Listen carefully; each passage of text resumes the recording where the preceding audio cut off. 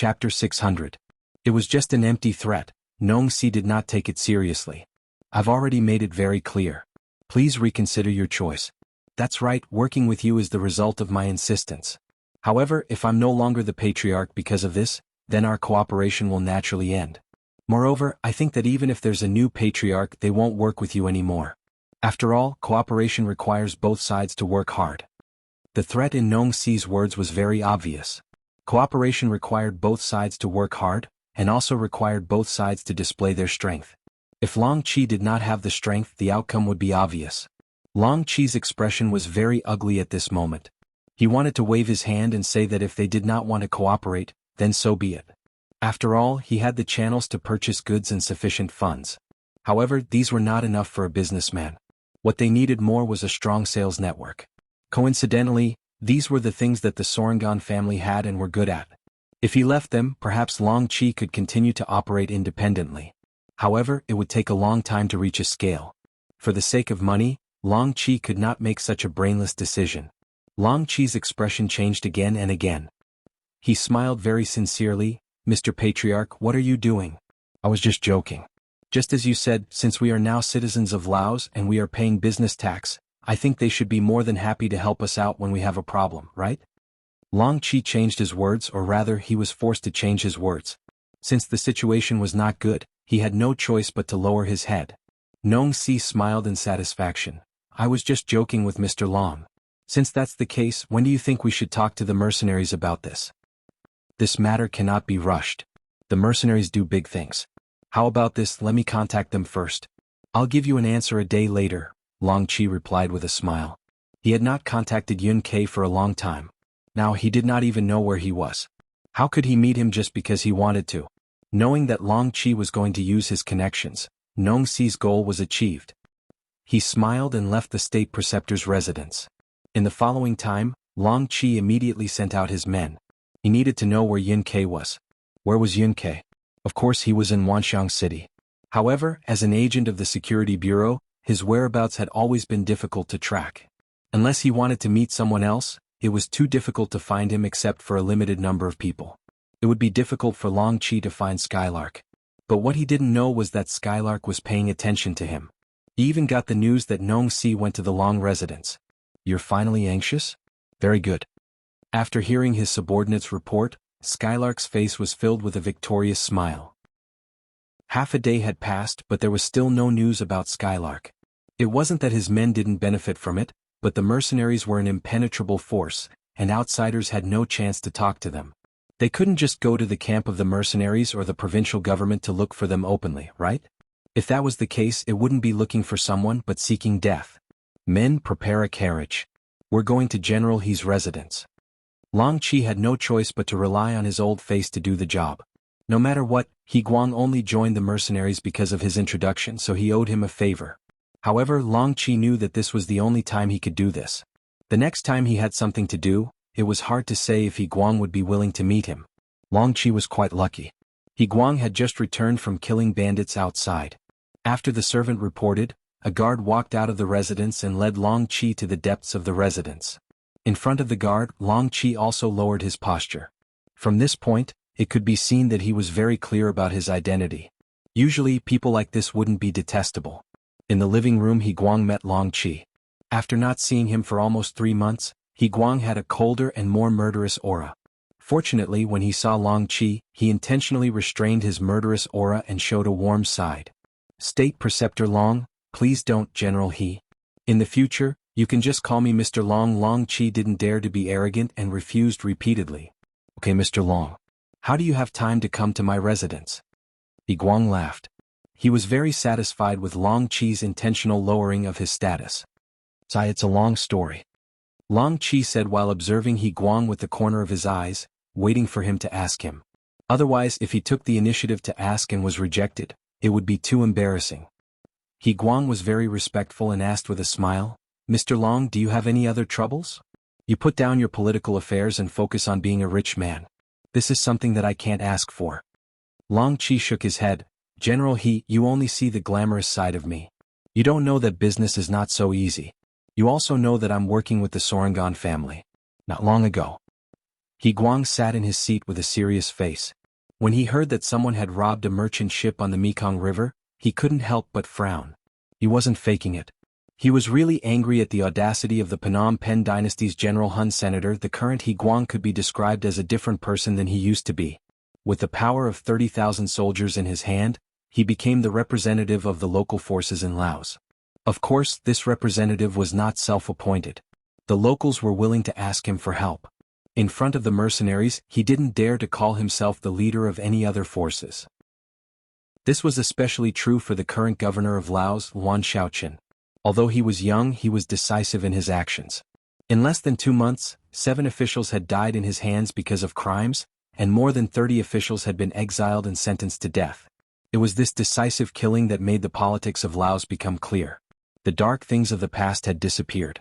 After all, no one would joke about their own life. With the military power in his hands, He Guang was even more careful in his actions. Even when others came to him for help, he knew what he could ask and what he couldn't do. Otherwise, he would be in deep trouble and unable to save himself. He knew more and had more dealings with the mercenaries.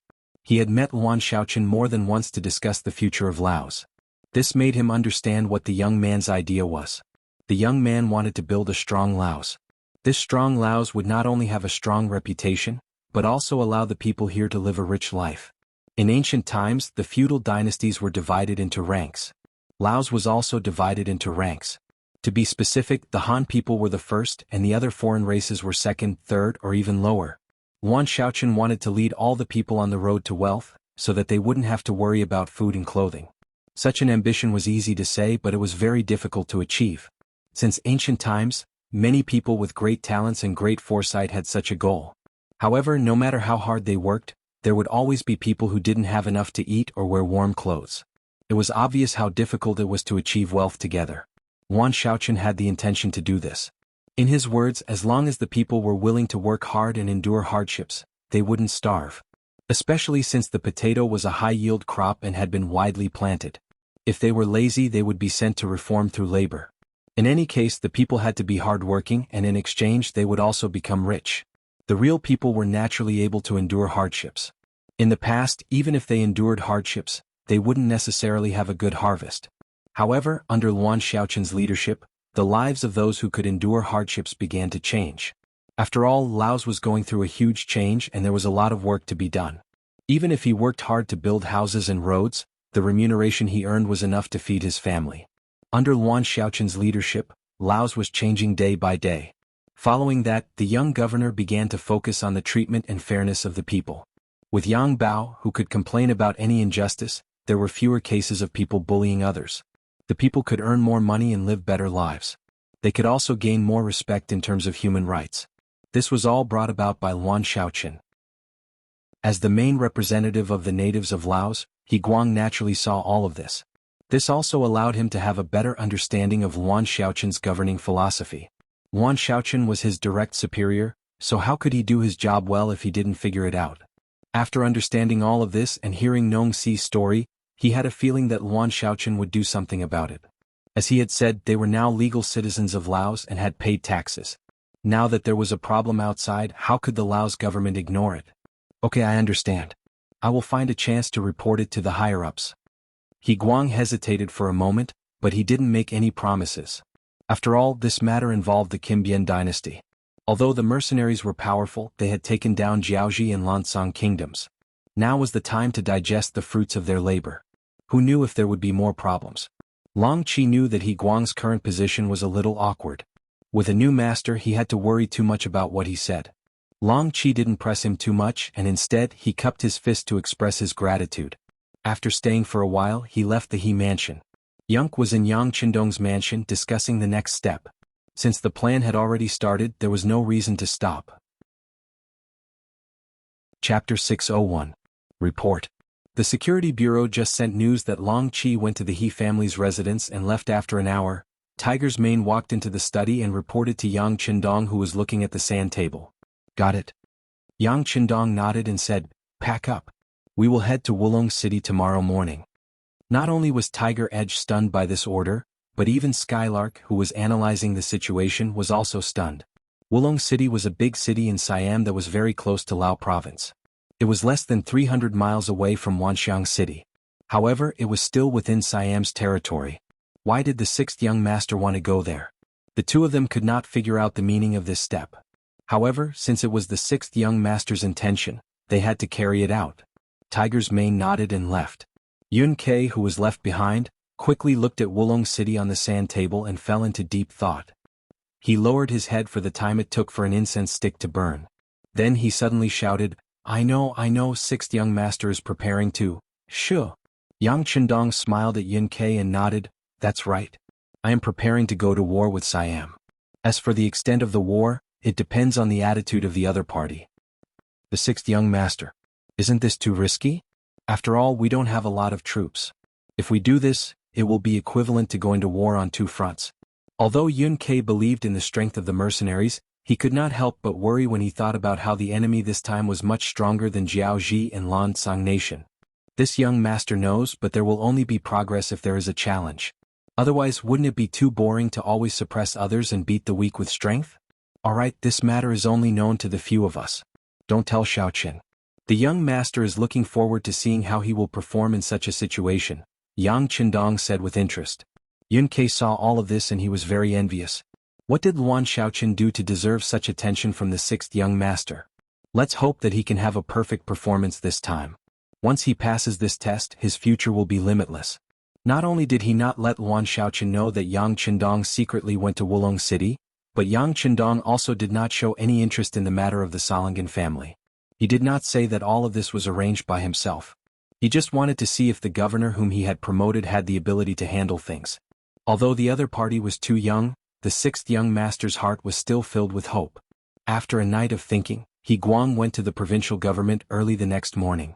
He came to report to the governor, Luan Xiaoqin, about the results of the Laotian mercenary army and the problems in the province. As the governor, Luan Xiaoqin was not only in charge of the civil affairs, but also the military. This made him very busy but also greatly increased his power. For example, if one were to take control of the military and government at the same time, it might cause problems in peacetime. However, in an unstable and dangerous place, such a method of centralizing power in one person was still necessary. At the very least, it would save a lot of unnecessary wrangling. Compared to 2 months ago, Luan Xiaoqin was thinner and more tanned, but he looked more energetic. After the attendant invited He Guang into the office, he held a piece of paper in his hand and asked 7 or 8 questions. This was one of the methods Yang Chendong used to train them. A good memory was not as good as a bad pen. When He Guang came, he was very clear about the situation of the army. Naturally, he answered all the questions without showing any panic. About an hour later, the questions were answered. Luan Xiaoqin nodded with satisfaction. General He, thank you for your hard work. Laotian is going to be a period of great development in Laotian. We absolutely cannot allow any chaos in public security. So, please don't relax and keep an eye on things. If you find any problems, solve them immediately. If you can't solve them, just report to me. Yes, Governor Luan, don't worry. I know what to do. He Guang's attitude was very humble. He did not dare to call himself a general in front of Luan Xiaoqin. After the work report, Luan Xiaoqin picked up the tea on the desk and took a sip. Subconsciously, she reminded He Guang that he could leave. Usually at this time, the subordinates would immediately stand up and leave with the excuse that they still had work to do. However, this time He Guang did not do so. Instead, he said tentatively, Governor Luan, I have something that I should report to you. What is it? Luan Xiaoqin was a straightforward person. He was too busy with work. If he was not too busy, he would not ask He Guang to leave immediately.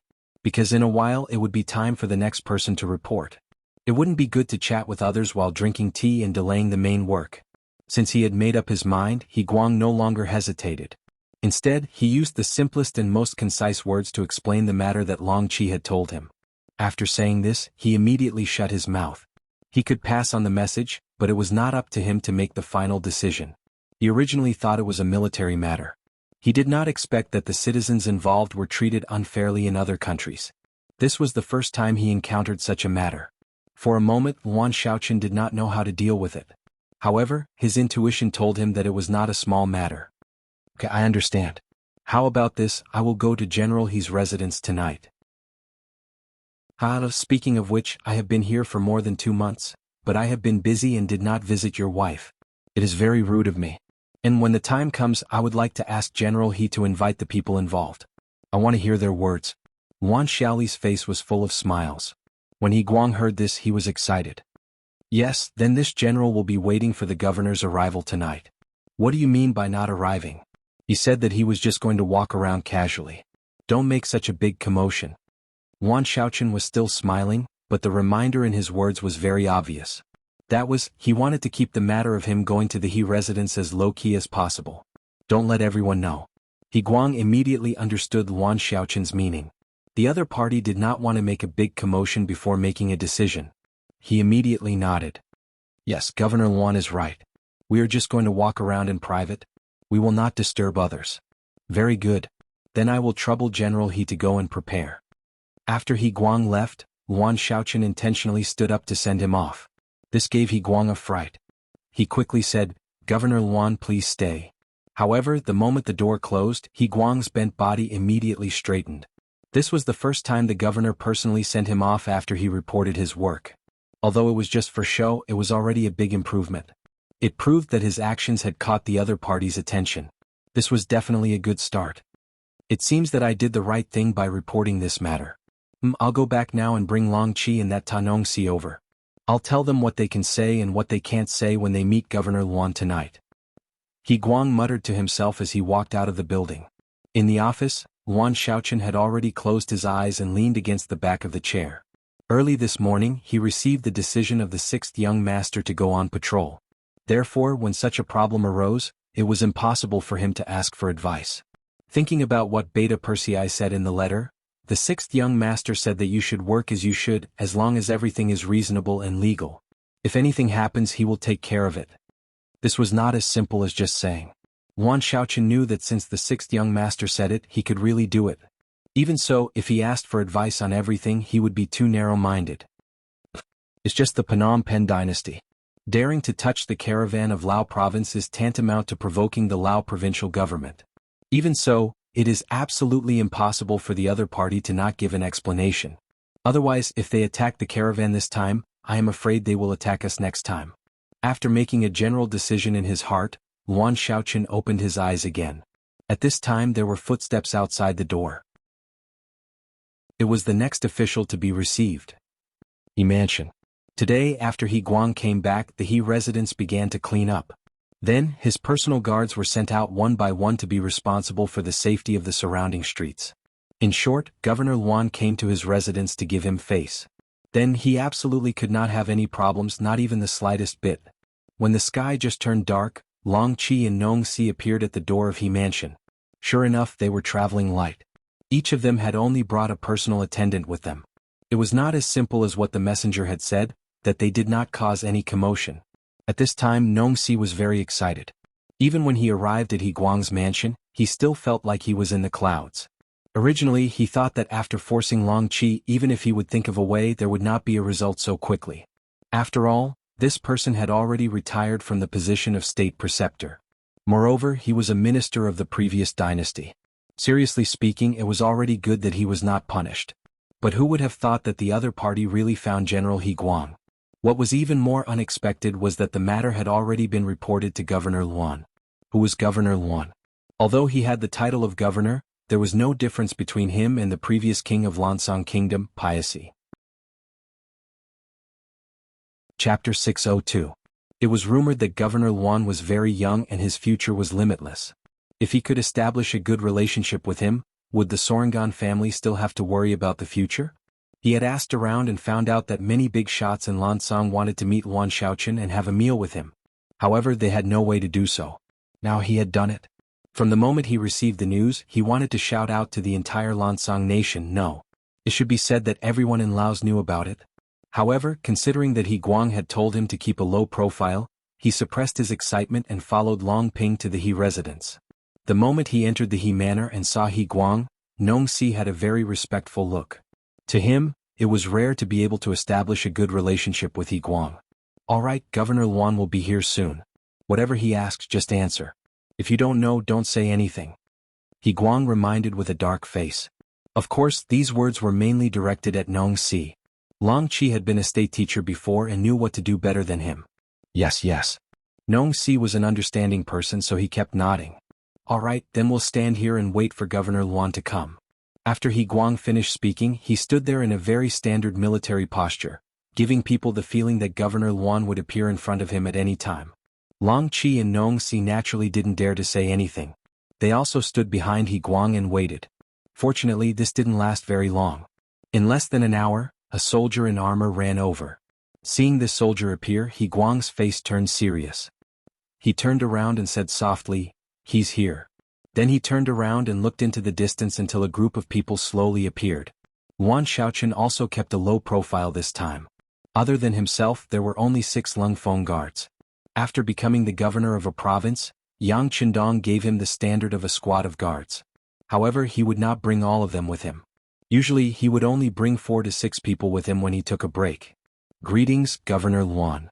Seeing that Luan Xiaoqian was about to appear in front of his residence, He Guang had already stepped forward to welcome him with a fawning expression.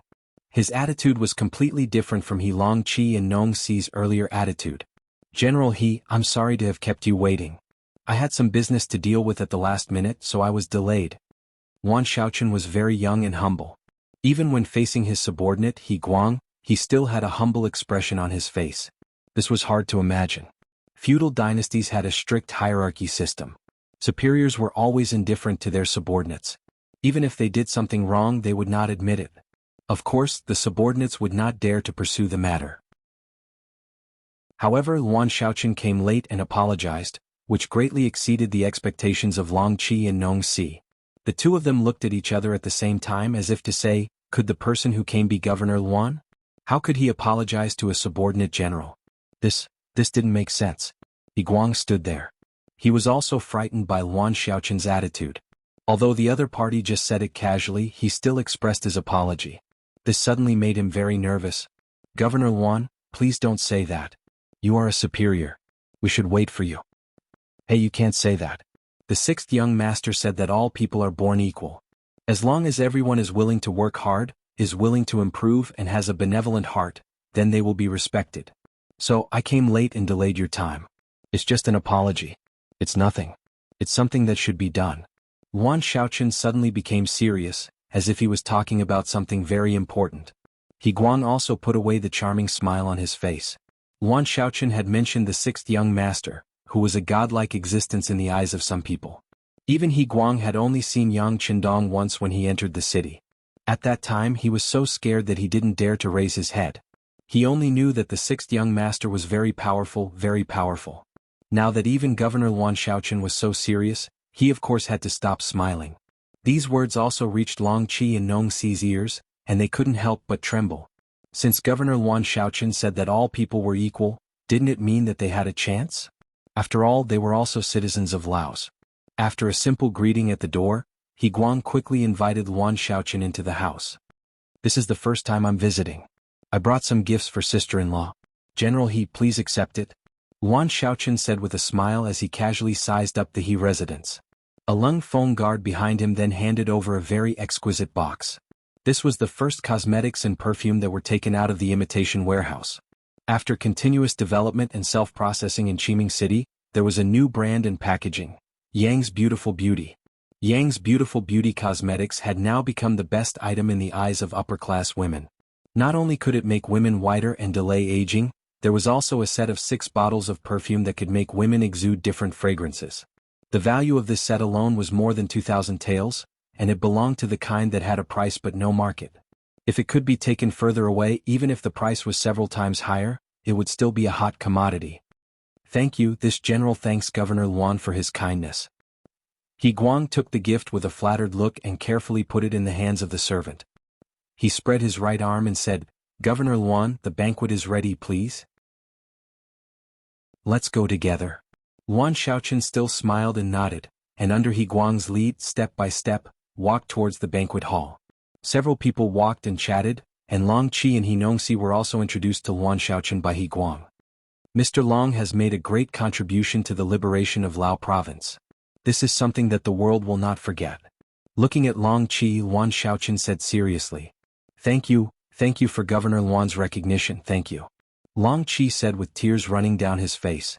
Since the Lansang kingdom was destroyed and changed to Lao province, who knows how many people scolded him behind his back, saying that he was a traitor, unfilial, and so on. Although Long Qi could shamelessly ignore all of this, he still found that many people alienated from him. There were even people who threatened that a disloyal person like Long Qi would not really believe him. The current Lao province was only because it wanted to stabilize, so it did not bring up the old debts. It would not be long before someone came to find trouble with him. What a joke! The mercenaries gave Long Qi 5 million taels of silver. That was a huge sum. How could he not take it back? It was only a matter of time. Look, Long Qi would not be able to jump around for long. When these words reached Long Qi's ears, he was already trembling with fear. It must be said that he had considered this problem before, and he had the same worries, but what could he do? Leave now. If he really did that, it would only speed up the mercenaries' pace of making a move on him. After thinking about it, Long Qi decided to stay quiet, and he even reduced the chances of him showing up. It was so that people could gradually forget about him. Just like when he partnered with the Salangan family to do business, he would not show up. Instead, he chose to make a fortune in silence. This time, if it wasn't for this problem, he would also not want to have any dealings with the mercenaries. Even if Yuan Xiaoqin's power was monstrous, he did not want to see him if he could. Long Qi was not the only one with this idea. In the current Lao province, the mercenaries seemed to have gained a firm foothold, and they had gained the support of many people. However, the ones who truly supported them were the commoners who had benefited from them, as well as the Han people living in Lao province. Because of the arrival of the mercenaries, the commoners had their own fields, jobs to do, and money to earn. Their lives were much better than before. With the thought of not forgetting the person who dug the well when they drank water, they would naturally be grateful and support such a force. There was no need to mention the Han people. Ever since this place became Lao province, their status was extremely stable, regardless of whether it was in terms of treatment or the degree of respect they received. As Han citizens, they were given more farmland than the other races. Even if they were to work, their income would still be twice that of the other races. As Han citizens, they also enjoyed a high personal status. For example, when they walked on the streets, even the other races' officials would have to take the initiative to stop and let them pass first. This was something that the Han people had never enjoyed before. Furthermore, this was all brought to them by the mercenaries, so how could they not be grateful? However, they were the only ones who truly supported the mercenaries. As for the nobles and tycoons, they would only treat those who gave them more benefits. On the other hand, there was no need to talk about friendship. Only benefits were eternal. Long Qi also had such thoughts. He wanted to borrow the might of the mercenaries, but he did not want to get too close to them. This was the true thinking of people at his level. Right now, Yuan Xiaoqin's words of "your contributions will not be forgotten by the world" made him feel as though he had found a soulmate. He then thought about how everyone was not optimistic about him and wanted to isolate him. However, the mercenaries who used to be his enemy were actually treating him so highly.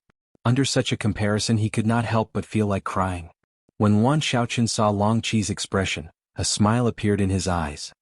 He knew that the other party was in a difficult situation and needed his help. There was no need for him to be courteous. As if he had just thought of something, he said, "Mr. Long, you were once a grand tutor. I'm sure you have a lot of connections. How about this? If you have the time, you can interact with some of the nobles, and contact some of them to contribute to the development of Lao province.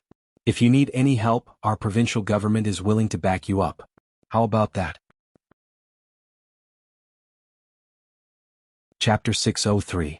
This was an invitation. Long Qi was stunned at first, but before he could react, He Guang's elbow had already pressed against his waist. Although he didn't speak, the meaning was already very obvious, that is, there is such a good thing, you should quickly agree. Of course this was a good thing. This meant that Yuan Xiaoqin needed Long Qi to unite the hearts of the nobles. This was equivalent to working for the mercenaries.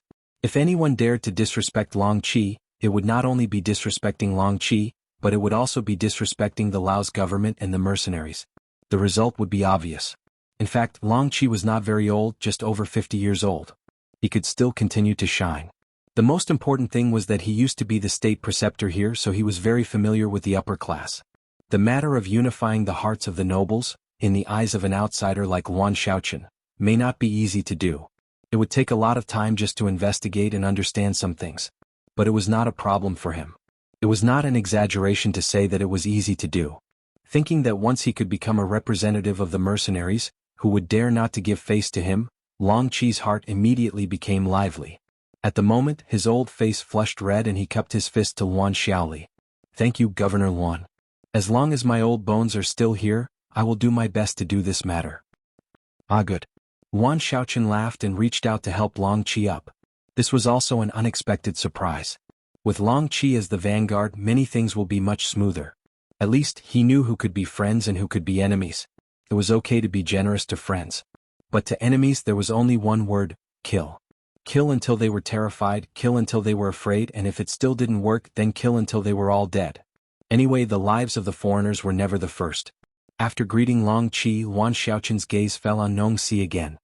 The Sorangan family is a famous business family. This governor has also heard of it. You are very business-minded and capable. Your business channels are also perfect, which is admirable. I don't dare. Nong Si saw that Long Qi had already leaned over, and his face was already full of envy. But he knew that such a good thing had nothing to do with him. Not for anything else, just because they were businessmen.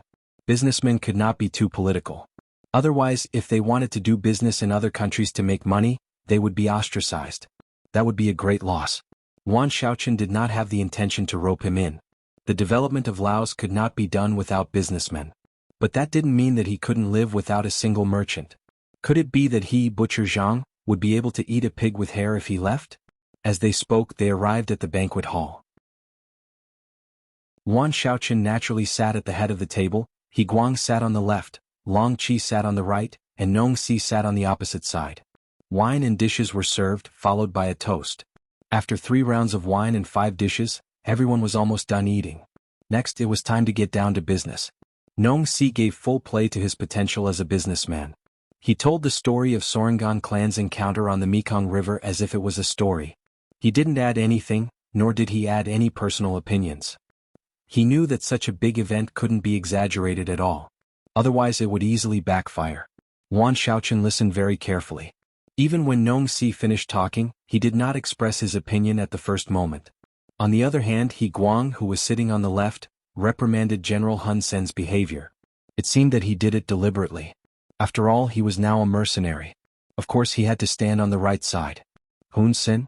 What's his background and identity?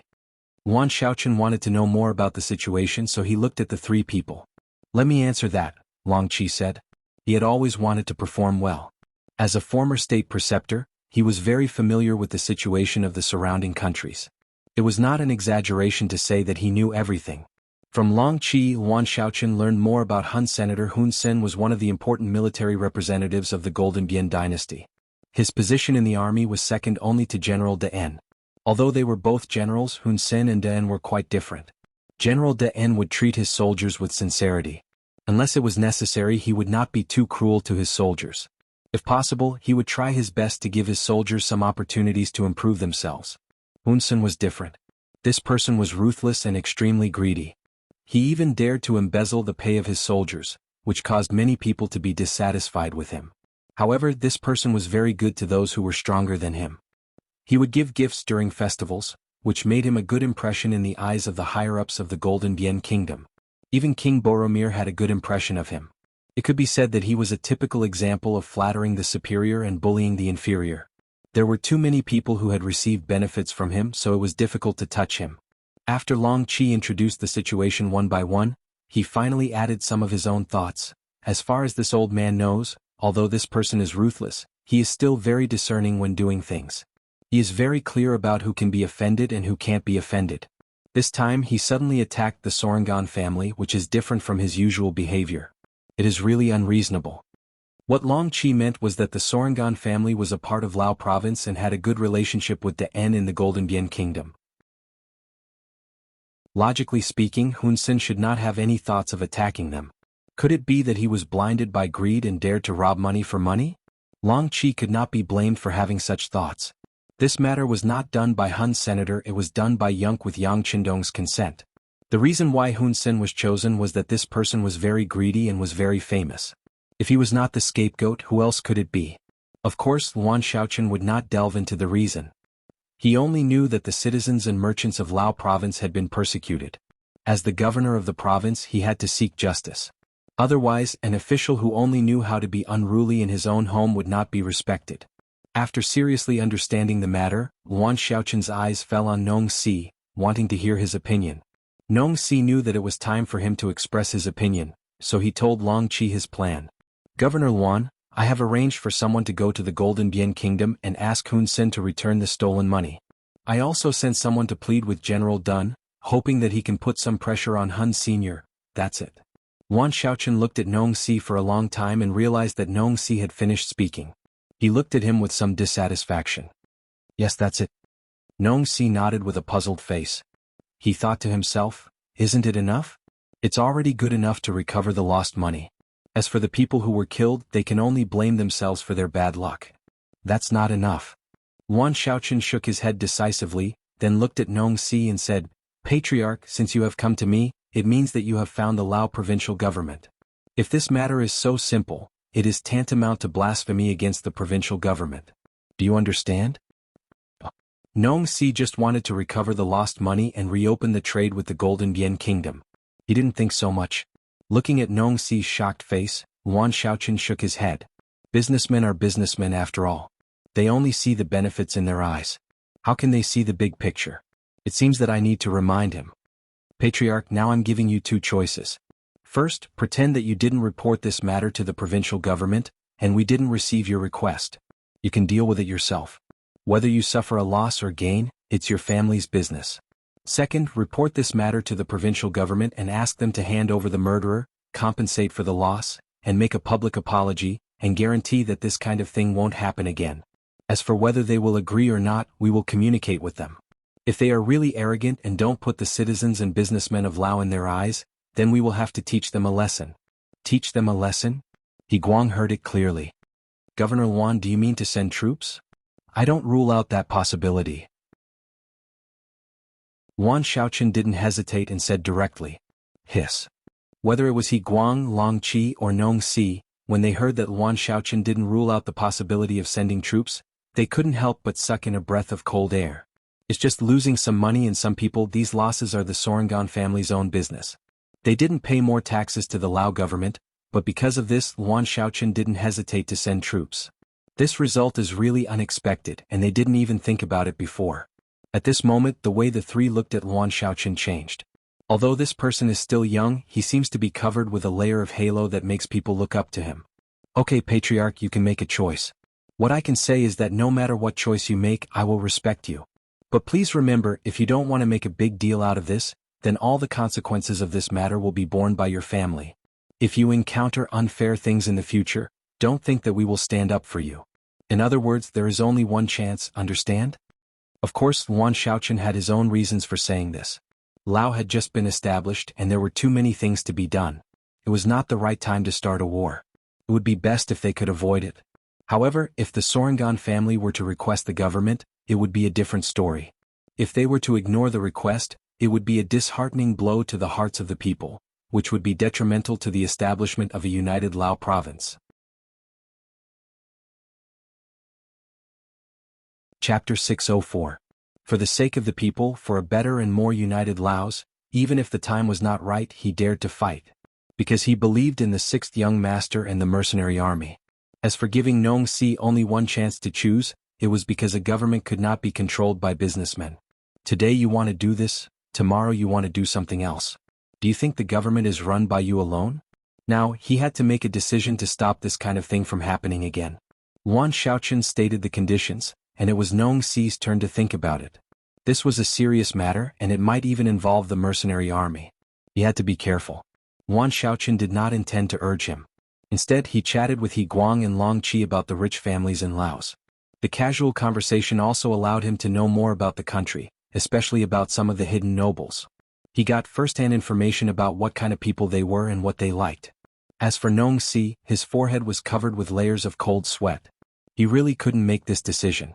He wanted to ask if he could go back and think about it, but he thought about Yuan Xiaoqin's identity. This time he took the initiative to ask for help. How could he be given time to think about it? However, if he really sent the army for a few 100,000 taels of silver, it would be a bit of a joke. But if he did not ask Yuan Xiaoqin, would Hun Sen let him go? He had already robbed him once and he had already offended him. He was afraid that there would not be a second time. Increase the protection of the caravan? What a joke. That was Hun Sen's territory. Even if he hired more people, how could he be a match for Hun Sen? Not to mention that hiring one more person would cost more money, which was not in line with the rules of businessmen to save money. In other words, if he did not ask for help from the Laos government, he was afraid that the Sorangans would not be able to trade with the Phnom Penh dynasty in the future. Not only would he lose a big customer, but he might also cause Luan Xiaochen's dissatisfaction. What? You came to ask me for help, but after I gave you an idea, you became timid. What do you think the Laos government is? On the other hand, if things got out of hand, the business of the Golden Rim dynasty might really be abandoned. But it wasn't that there weren't any benefits. On the contrary, there would be great benefits. After this incident, the Salangan family would become famous. In the future, wherever their caravan went, who would dare to provoke them? Wouldn't they be afraid of the mercenary army? In the long run, enduring the pain for a while seemed to be a good thing. After all, Nong Si was still young and had some guts. In addition, if he couldn't solve this problem, he would have to give up the position of patriarch. This was something he was unwilling to accept. After thinking about it, there seemed to be only one choice left. How is it? Has the clan leader made his decision? Luan Xiaochen could wait, but he couldn't wait endlessly. There were so many things for him to deal with. Every minute was precious to him. Knowing that he had to make a decision, Nong Si's eyes flashed with determination. Okay, I'll listen to Governor Luan's orders. He Guang and Long Qi weren't surprised that Nong Si would be so tactful. If he hadn't made such a choice, they would have been suspicious and cut off all ties with him. After all, in a place like Lao Province, disobeying Luan Xiaochen wouldn't lead to anything good. Okay. Luan Xiaochen patted the table to show that he was a little excited. That's it. Don't stop what the Salangan family has been doing. Once the Golden Rim dynasty gives a result that is not satisfactory, you report it to Yang Pao. After everyone knows about it through the World Knowledge Tea House, it's time for our government to step in. Luan Xiaochen didn't intend to directly put pressure on the Golden Rim dynasty. He even used the excuse of sending troops. At this stage, the main focus of the provincial government was still on economic development. If he really did this, it was inevitable that he would encounter some opposition. Although with his identity and relationship with Yang Qindong, he could make his words carry weight. After all, they were all working together. It was better not to fall out with him if it was possible. If this matter was reported to Yang Bao and the whole world knew about it, then even if it was for the sake of dignity and face, they could only fight. Only the people in the government would not say anything else. Only when the people's hearts were united could they do great things. Luan Xiaochen made a plan according to his thoughts. After an hour, he left He Mansion in a low-key manner. Unless he had arranged a spy here before, otherwise, he would not know that Governor Luan had visited his mansion at night. When Yang Qindong received the information from the Security Bureau that Luan Xiaochen had visited He Mansion at night and met with Long Qi and Nong Si secretly, the corners of his mouth curled up. No, Governor Luan knows when to advance and when to retreat. It's good that he knows to keep a low profile before things are settled. But if that's the case, I think we have to speed up our actions. Looking at the vast dense forest in front of him, he issued a military order: speed up the march and gather at the designated place. The capital of the Golden Rim dynasty was Golden Rim City. The people sent by the Salangans finally arrived. They found General Dagan and asked him to put pressure on the Golden Rim dynasty. At the same time, they found General Hun Sen to express their dissatisfaction and their intention to ask for the silver back. Hun Sen was naturally confused. Why did he have to give the silver back to them? Moreover, it was more than 100,000 taels. Did they think he was easy to bully? They could find any reason to bully him. The other party was just a businessman from Laos. He couldn't represent the Laos government, let alone the mercenaries. Why should he be afraid of such a person? As a result, he was kicked out before he could even see General Hun Sen's face. The soldiers also threatened that if he dared to make trouble again, it wouldn't be as simple as kicking him out next time. At least a part of his body would be left behind. The people from the Salangans who found General Dagan didn't have a good ending. General Dagan had only received some benefits from them. Why would he fall out with another general with real power for such a small benefit? Choosing the lesser of two evils, Dagan's approach wasn't wrong. But what he did was equivalent to cutting off all hope for the Salangans. The people who were sent out returned to Wanxiang City and reported the result to the patriarch, Nong Si. If it was before, Nong Si would have been heartbroken and helpless when he heard the result. But now he knew that Governor Luan would take action. He naturally had confidence in his heart. He immediately ordered people to find the arranged reporters, and let them report to Yang Pao about the tragedy of the Solingans caravan in Shangding city of the Golden Rim dynasty. It was also known as the Mekong River tragedy. The next day the Yang family published the Mekong River tragedy in the newspaper. The news spread through the World Knowledge Tea House and soon caused a great sensation. The injustice suffered by the Solingans in the Golden Rim dynasty had been spread throughout the upper class of Laos. This was naturally because of Long Qi. During this period of time, under the banner of Luan Shaoqian, he secretly met with many nobles of the Lansang kingdom. While deepening his friendship with them, he also reached a lot of consensus. This was not only because Long Qi, as the state preceptor, was good at talking with people. There was also a more important reason. All the nobles knew that there was no hope of reviving the country. Even their king, Piaci, was said to have been sent to the sea and put under house arrest. Without a leader they were like a pile of loose sand. It was too difficult for them to make any progress. They were defeated one by Long Qi using various means. It was one thing for Long Qi to say it, but it was another thing for it to be published in Yang Pao. This would make it known to everyone. It was even tantamount to forcing the government to make a statement. Could it be that the young governor Luan was ready to put pressure on the Golden Rim dynasty and was even prepared to go to war? When the nobles were still guessing how much trouble this matter would cause, the news spread to the people and really caused a lot of anger. Many people were very unhappy with the behavior of the Golden Rim dynasty. With the help of some people, there were already many people who thought that the Golden Rim dynasty should give an explanation for this matter. If they still did not bow down, then they would not hesitate to go to war. For this reason, many young people said that once the war started, they were willing to sign up for the army and do their best to protect the dignity of Laos. There was a motive, a reason, and even a momentum was created. On the third day, Luan Shaoqian, who had been secretly paying attention to this matter, finally expressed his opinion at a meeting of the provincial government. He had every reason to suspect that the injustice suffered by the Sorangan family was caused by the Phnom Penh dynasty. Their ultimate target was Laos, which was still under construction and development.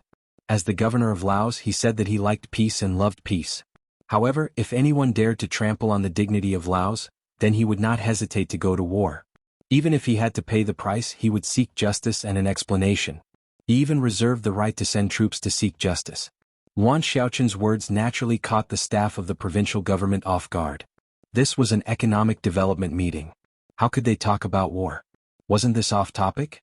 However, anyone who had seen Yang Pao in the past 3 days knew that Governor Luan was also forced. After all, the people under his rule had been treated unfairly. If they did not make a statement and did not give an explanation, then who would believe them?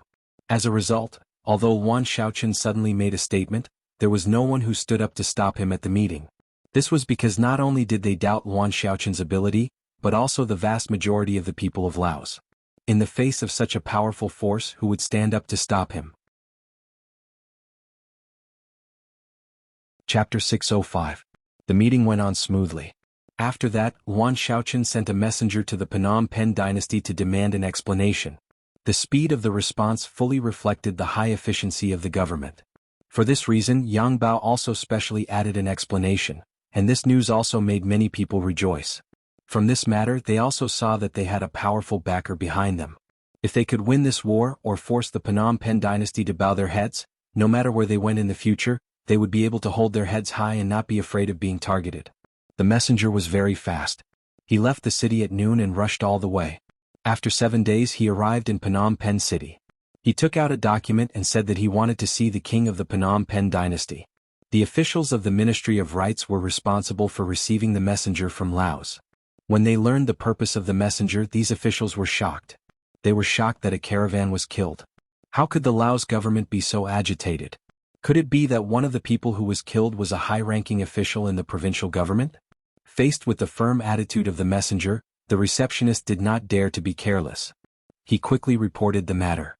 In the end, the document asking for compensation and an apology was sent to King Boromir's desk. When Boromir saw this document, he felt a sense of confusion. But then he was furious. He immediately ordered someone to find General Hun Senator. He wanted to ask if the matter was true. If it was true, General Hun Sen was too bold.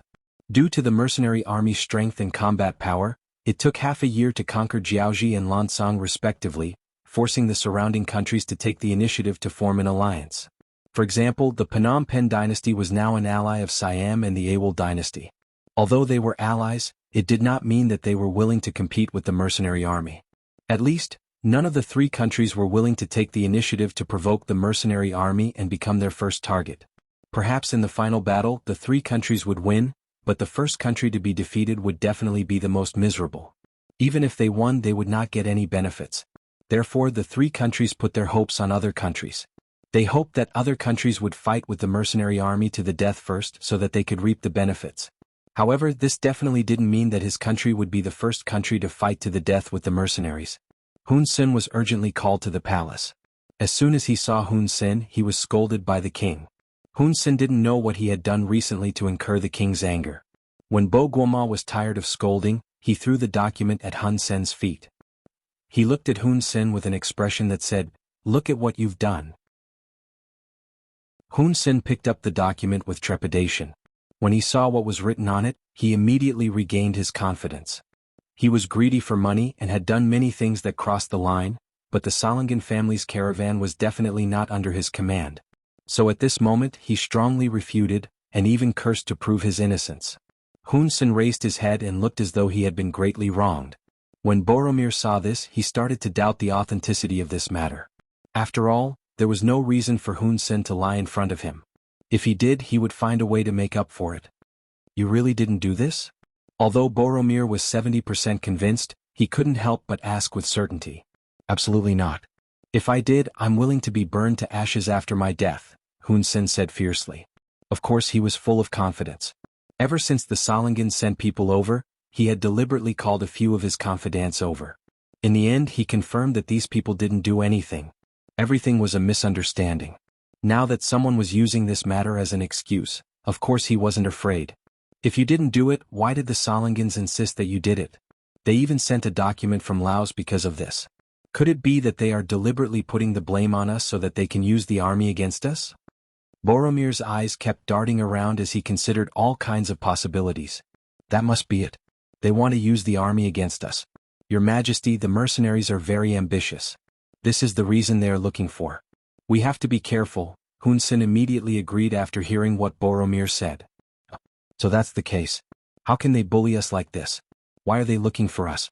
What should we do? Why don't General Hun?" Boromir was halfway through his sentence when he shook his head. Now that he had formed an alliance with Siam and the Awad dynasty, if he showed any intention of backing out, it would mean that he had voluntarily withdrawn from the alliance. If that happened, if the mercenaries really chose him as their next target without an ally, how could he resist them? It seemed that it was impossible to back down. However, if he insisted on being stubborn, he didn't want to be attacked by the mercenaries. He couldn't make a decision at the moment. He looked at Hun Sen, who was still waiting for his orders, and waved his hand. "You can leave now. By the way, when people ask you about this matter, don't say anything. Don't admit or deny it. Let's see how it goes." "Oh," Hun Sen responded intentionally. It seemed that this matter had something to do with him. However, since the king had such an attitude, what else could he do other than agree? Before Boromir could come up with a solution, he kept delaying the matter. When the messenger from Laos failed to meet him 3 times, he left angrily. Before he left, he even said in a domineering tone that if he still couldn't get a satisfactory answer when he returned to Laos, he would send an army instead of an emissary to Laos. The messenger left. Based on what he said before he left, there wasn't much time left for the Phnom Penh dynasty. There were only 7 days left.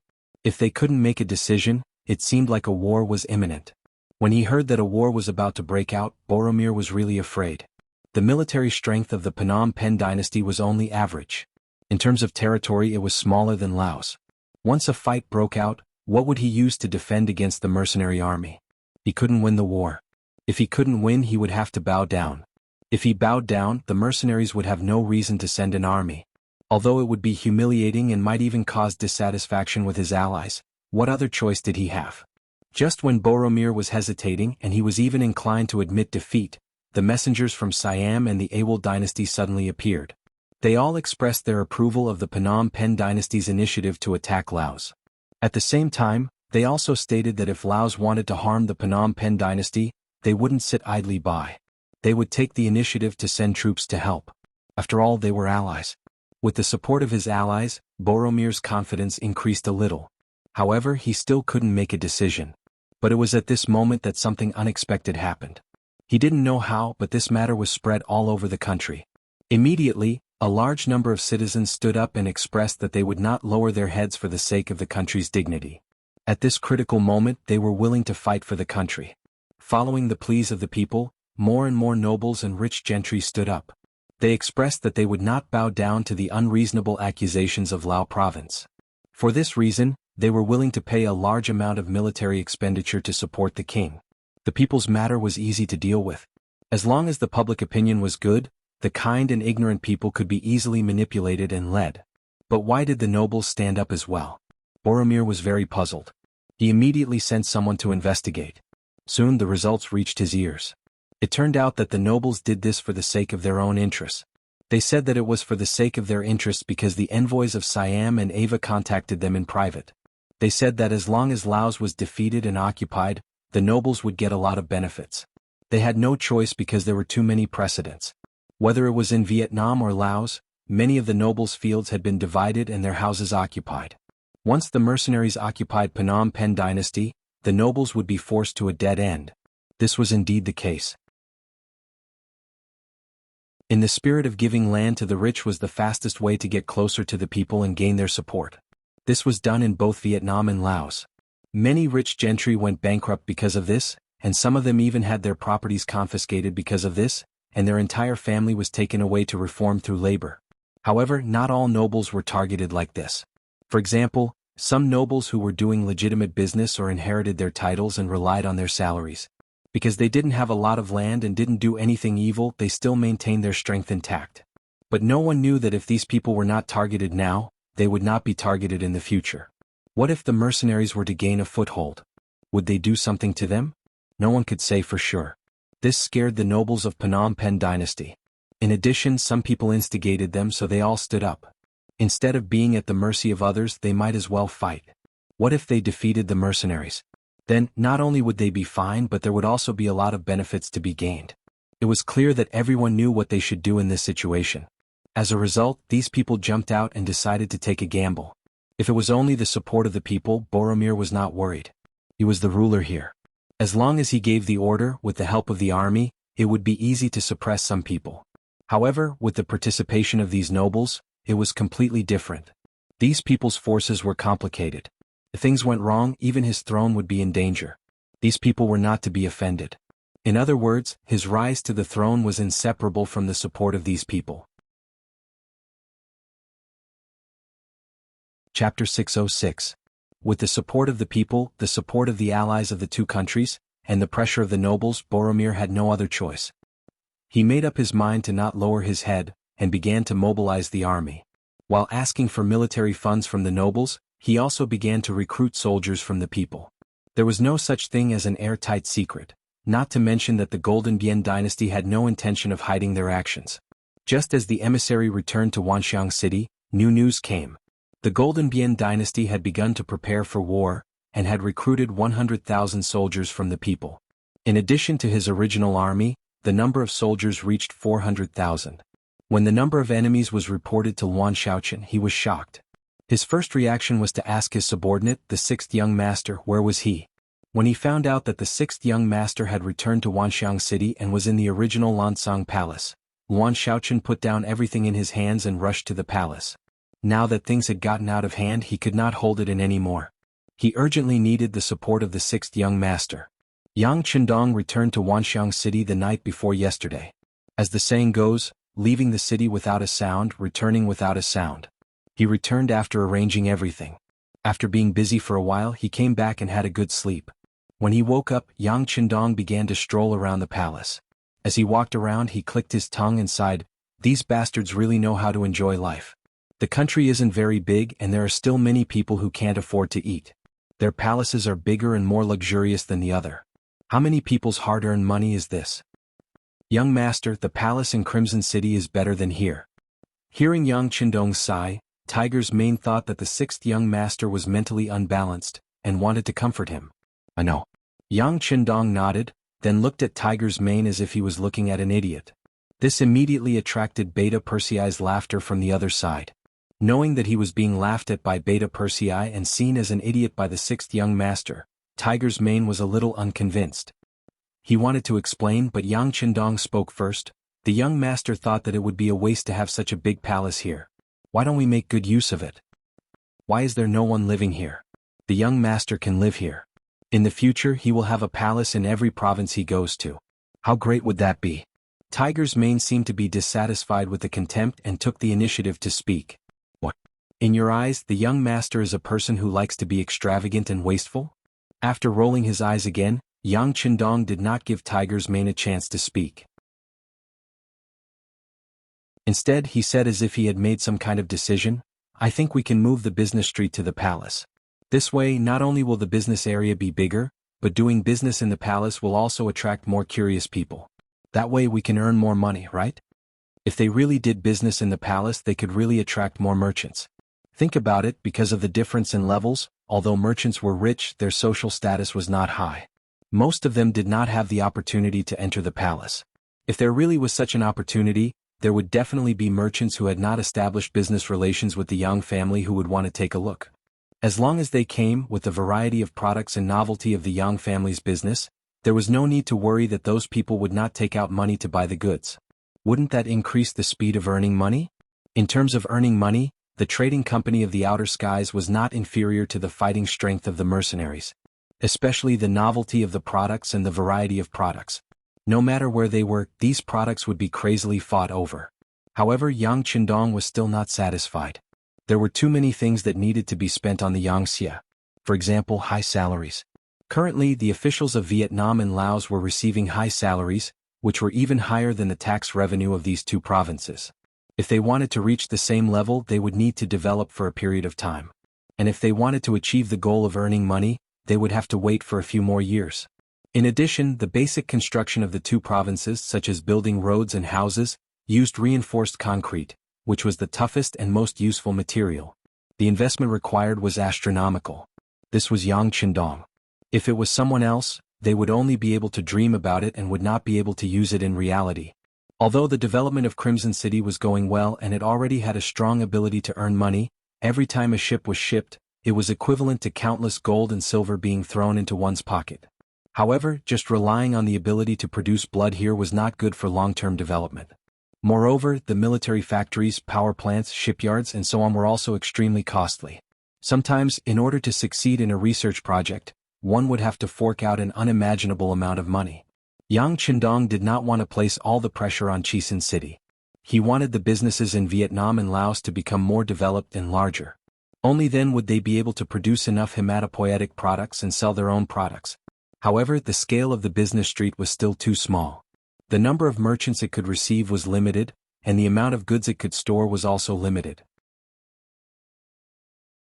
Therefore, he set his sights on the uninhabited palace.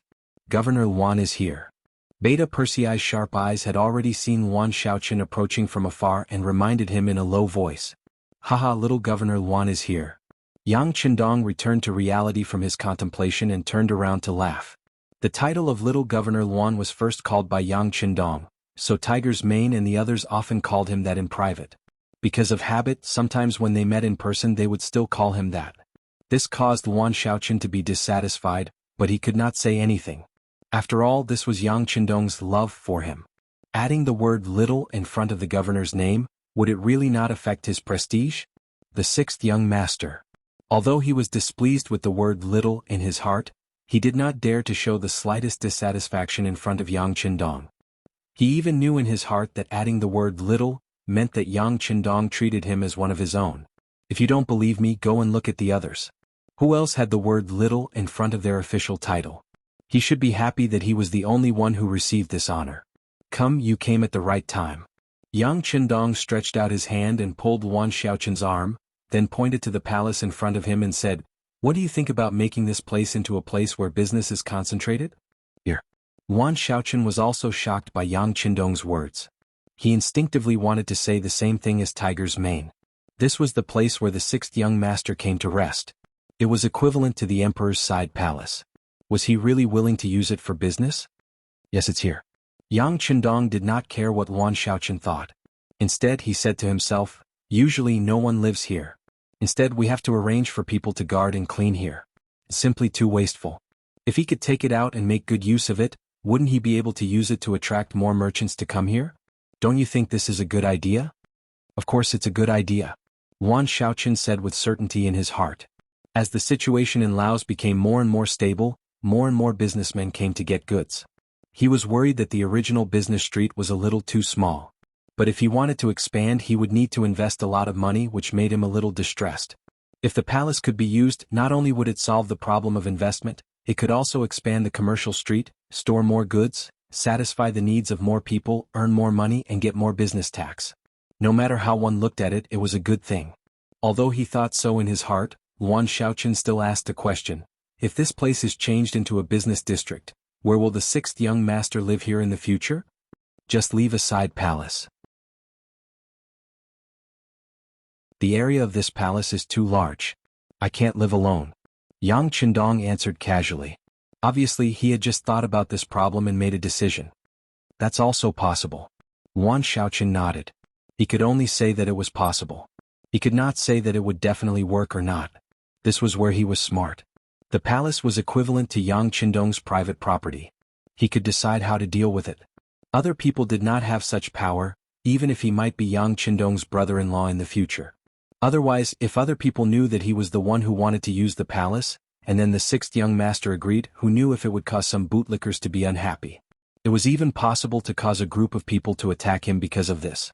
As the territory controlled by Yang Qindong grew larger and larger, and as the strength of the mercenaries continued to expand, no one thought that the sixth young master would be limited to being a loyal duke. Not to mention a duke, it was very normal for him to be called a king and an emperor in the future. Anything related to the sixth young master was not a trivial matter, and there would be more and more rules in the future. Now that he wanted to use his private property, it was inevitable that he would be punished in the future. Yuan Shaoqian was very careful, and it could even be said that he had a long-term vision. In the eyes of Yang Qindong he just laughed. He liked subordinates who did things with a sense of propriety. Such people could be entrusted with important tasks and have greater prospects in the future. Well, since you don't object, it's settled. In the future, not only the royal palace here, but also the royal palace in Yunnan province, as long as the other occupied royal palaces can be classified as commercial use. In this way we can save some time and financial resources to build a commercial street, haha. Yang Qindong was happy with his idea. At the same time, the words, "you don't object," also removed Yuan Shaoqian from this matter. If you don't object, it was enough to show that this matter was led by Yang Qindong alone, and it had nothing to do with other people. If there were any problems in the future, naturally they would not be able to find other people. Yang Qindong's words revealed another piece of information, and that was that he would occupy other palaces in the future. This also shocked Yuan Shaoqian, and he took the opportunity to tell the person in charge of Yang Qindong. The sixth young master, there are some problems now, and it started with a business family called Salangan.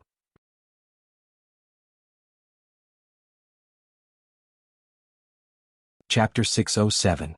Yuan Shaoqian didn't know that Yang Qindong had already known about the development of this matter from the beginning to the end, and it was even planned by Yang Qindong. He was just fulfilling his duty as a governor and reported the matter truthfully. Yang Qindong did not intend to interrupt Yuan Shaoqian. Instead, he listened to the report very carefully. From time to time he would frown and nod. After a while, when Yuan Shaoqian finally finished, especially when Yuan Shaoqian mentioned that the Golden Bian dynasty had begun to gather troops and recruit new troops, Yang Qindong could not help but say, "They are just courting death."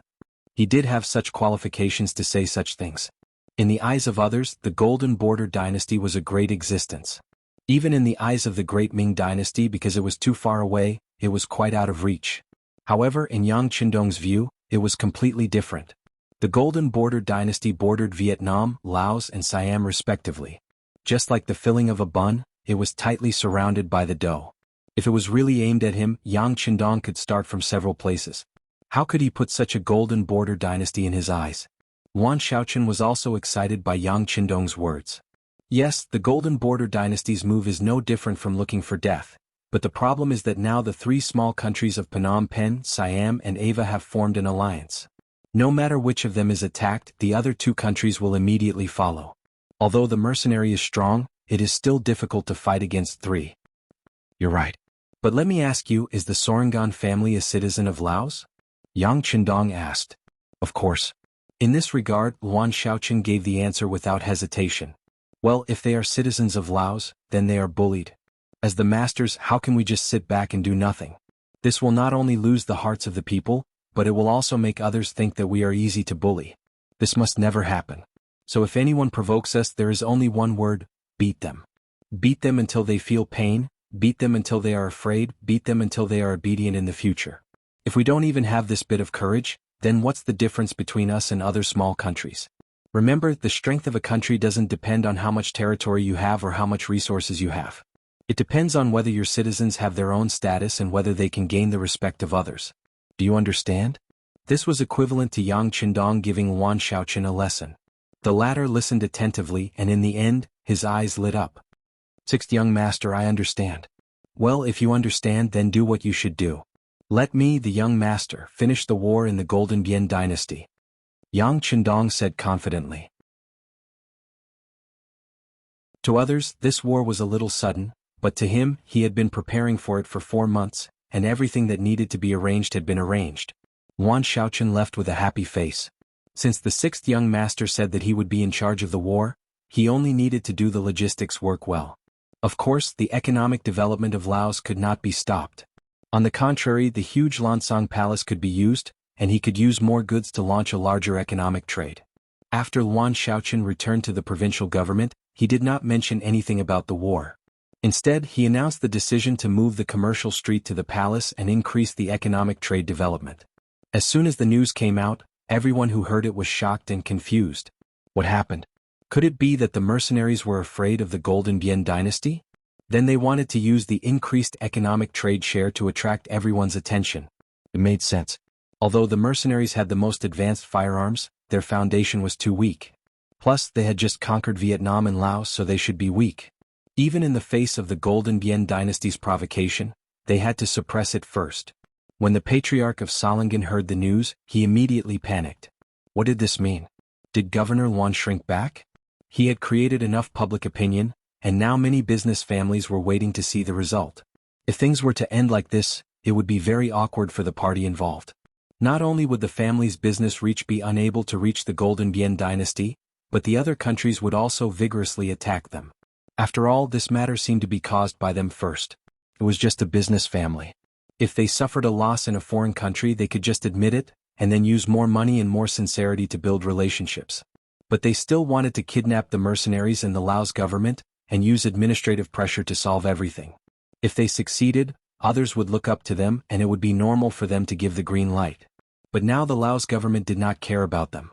Without their backing, the Solingen family would naturally be hated by everyone. Nong Si's face was full of panic. This was not only because he could no longer be the patriarch, but also because the entire Solingen family was about to collapse under the heavy pressure. If that really happened, he would become the sinner of the family, and be engraved on the list of shame forever. Nong Si could not sit still and wait for death. He got on the carriage and went straight to the Long residence. He wanted to ask Long Xian about it. In fact, with his status, he could not get in touch with any of the higher-ups in Laos. The only person he could get in touch with was his family's business partner. Long Qi was also shocked by the sudden news from the provincial government. Previously, Luan Xiaoqun had solemnly vowed that as long as they exposed the matter and made it known to everyone, the provincial government would not sit by and do nothing. But now the wind had suddenly changed. What was going on? What happened in the middle of it all? By the time Nong Si arrived at the Long residence, Long Qi had already sent someone to the He residence. He wanted to see if he could meet with General He Guang. If he could see General He Guang, it meant that things were not too bad. Otherwise, things would be troublesome. Recently, he had been using the provincial government's name to contact the nobles in Laos, and he had seen some results. But if he were to be abandoned this time, then all his previous efforts would be for naught. Long Qi himself would also become the object of everyone's disdain. He was afraid that in the future, other than staying obediently in the mansion, he would not be able to do anything else, and no one would be willing to believe in him. Don't worry, don't worry. Long Qi saw Nong Si in front of him, sweating profusely. He comforted him, and at the same time he was comforting himself. I think Governor Luan is a responsible person. He won't abandon us like this. But he's still too young. Young people are always impulsive. Nong Si said in disbelief. I've already sent someone to see General He Guang. Let's see if he's willing to see us first. Long Qi was also affected by this sentence, but at this moment he could only hold on to a glimmer of hope and hope that good news would come.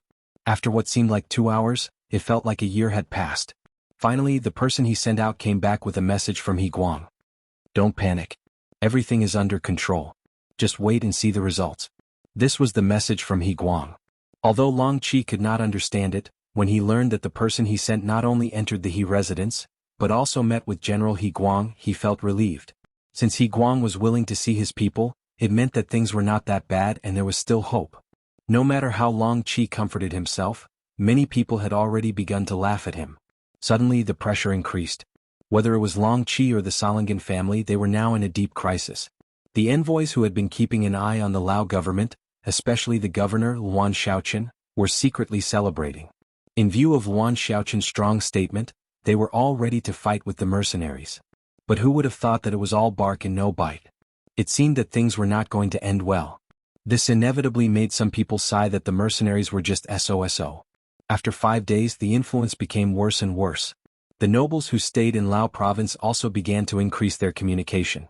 From time to time, they would spread rumors that they were not optimistic about the future of Lao province.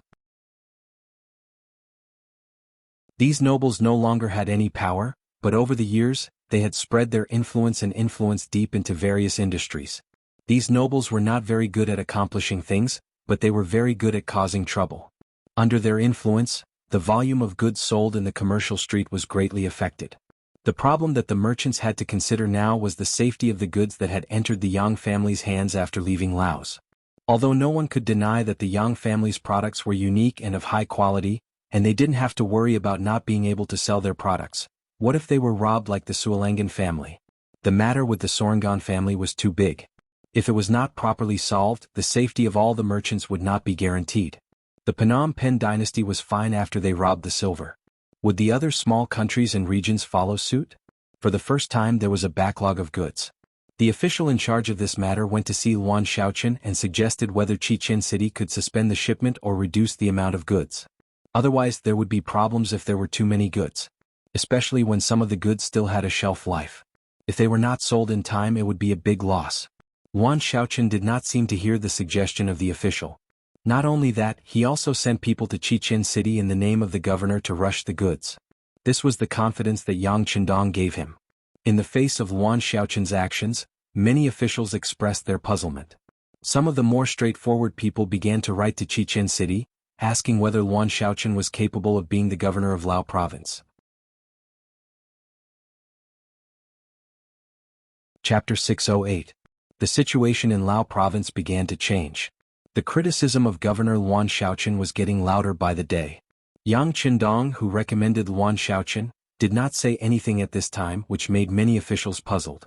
They even went to the palace in groups of 3 to 5 to meet the 6th young master and express their opinions.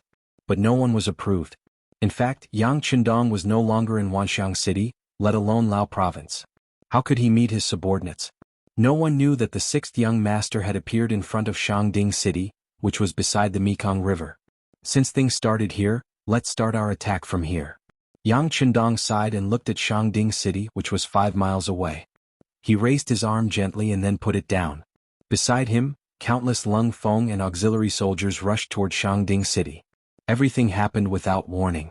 At noon, many soldiers of the Golden Bian dynasty were still basking in the sun on the tower. Suddenly they saw the army green approaching from afar. Their brains short-circuited at the first moment, and then came up with an impossible idea. Enemy attack. No one knew who shouted first. Then chaos broke out on the city gate tower. The soldiers began to look for bows and arrows and other long-range weapons. Shangding City, which had been peaceful for many years, was suddenly facing a ferocious beast. It was completely unprepared. Before the Lung Feng arrived, it was already in chaos.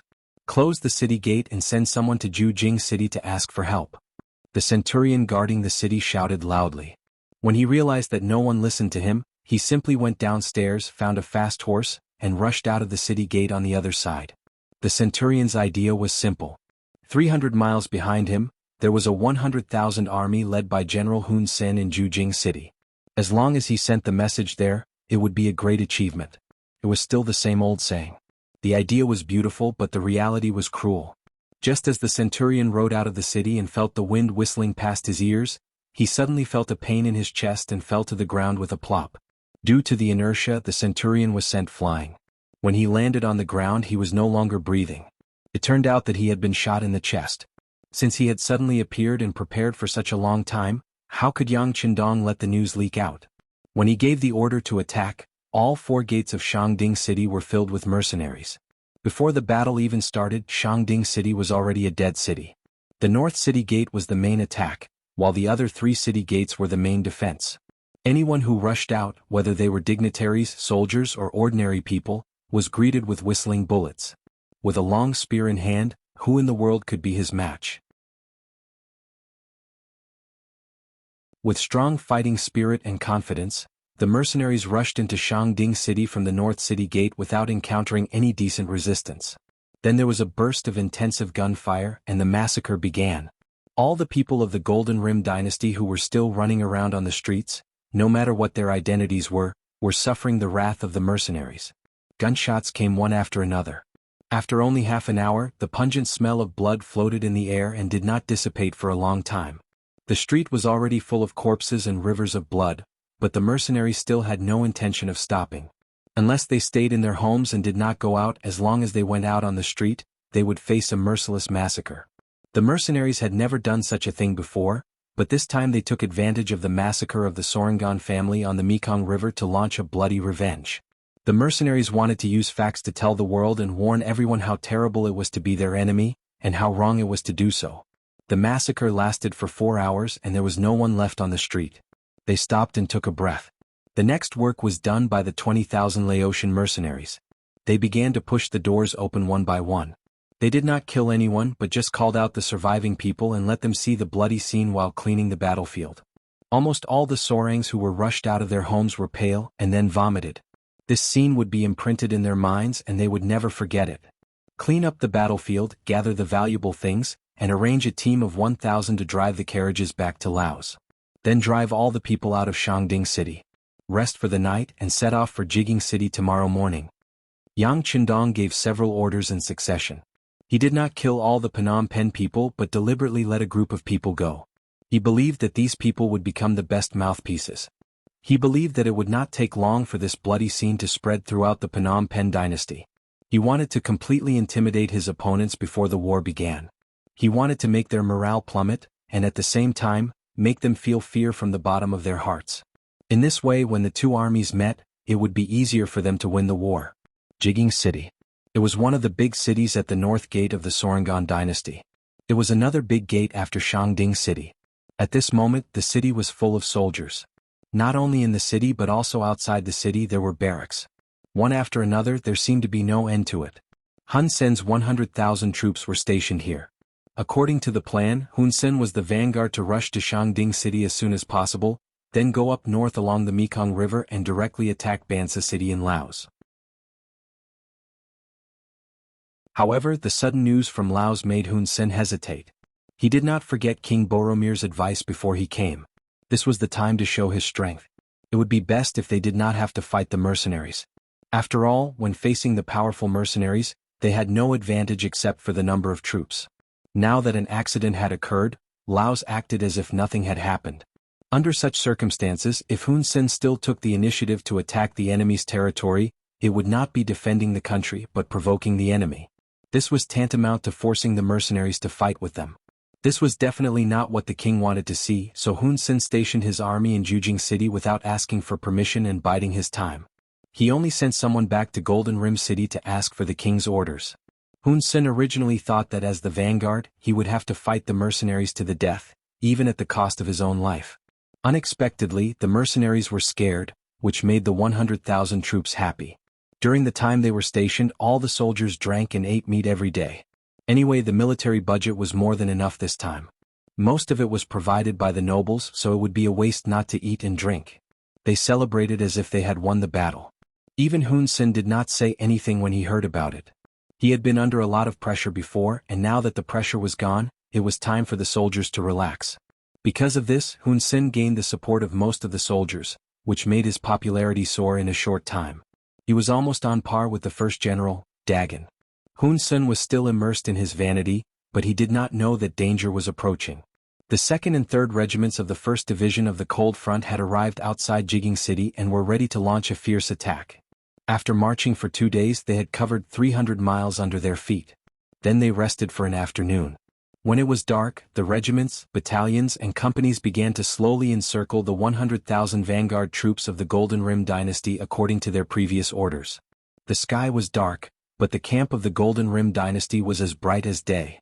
Numerous bonfires were set up, and mutton was hanging on each wooden rack. Under the roasting fire, there was a crackling sound, and the aroma spread far and wide. As the vanguard general, Hun Sen sat on a temporary wooden mat, with good wine in front of him and beautiful women beside him. He drank one cup after another and laughed heartily. It was true that one should enjoy life to the fullest, and not let the golden cup be empty to the moon. Beside Hun Sen there were some captains and kiliarchs. They used wooden mats to form a large circle. In the circle, 2 skilled soldiers were sparring with each other. Occasionally, there would be 1 or 2 weak soldiers in a strong army who were afraid of death. Similarly, in a weak brigade there were also warriors with good skills. The 2 soldiers who were competing were the best in the Phnom Penh army. They each displayed what they had learned, and the wonderful performance of their fists on flesh attracted a burst of applause from other soldiers. "Ah, good. You're worthy of being the best in our vanguard. Come, reward them." Hun Sen was affected by the fierce fight between the 2 soldiers and shouted loudly. Then the soldiers beside him took the silver and gave it to the 2 warriors who were performing. The 2 warriors who got the silver quickly retreated and were replaced by others. Even if there were benefits, everyone should share them.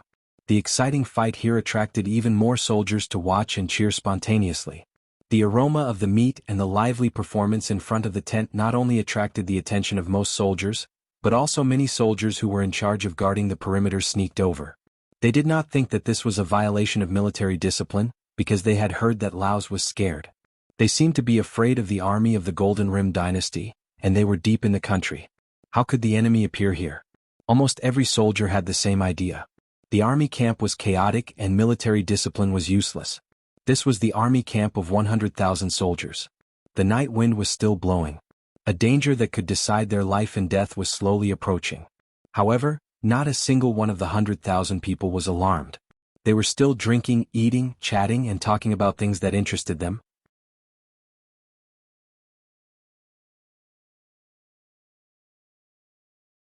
Chapter 609. Young master, these enemies are too weak. Our vanguard is 500 meters away from them, but they still haven't discovered us. Tiger's Mane put down the night vision telescope in his hand, shook his head, and seemed to be singing a lament for the enemy.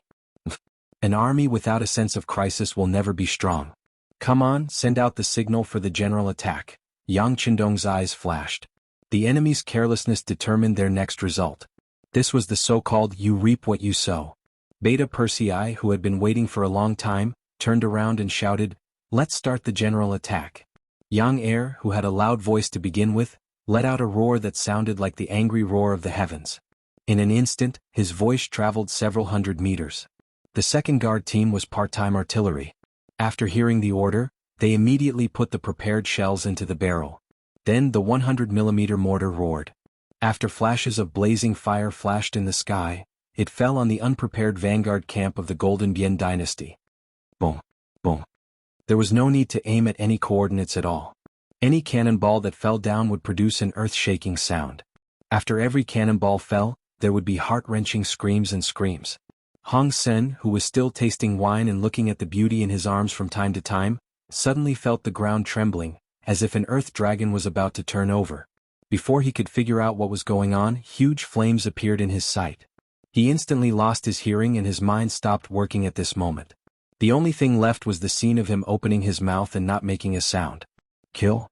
The mercenaries, who had already been in place, began to madly rush in from 4 directions.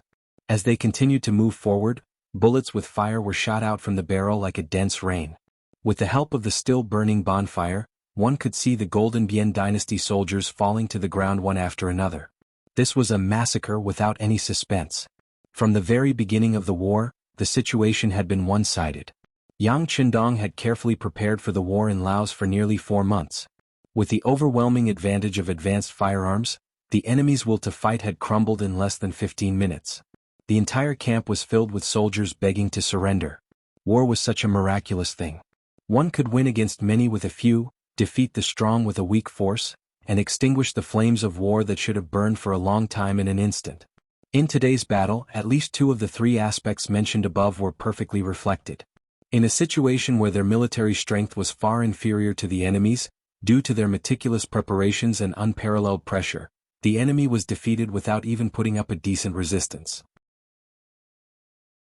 One by one they knelt on the ground, no longer as arrogant and insufferably arrogant as before. Originally they thought that this battle would last until dawn or even longer. After all, there were 100,000 enemies here. Even if there were 100,000 pigs, it would be a laborious task to catch all of them. However, humans were often worse than pigs. At least pigs instinctively knew how to run when they saw danger, but humans would not because they had intelligence and brains and knew how to avoid danger. When they saw that there was no way to escape, they chose to surrender. Perhaps for some people, surrendering was shameful. But for the defeated soldiers, it was a very effective way to save their lives.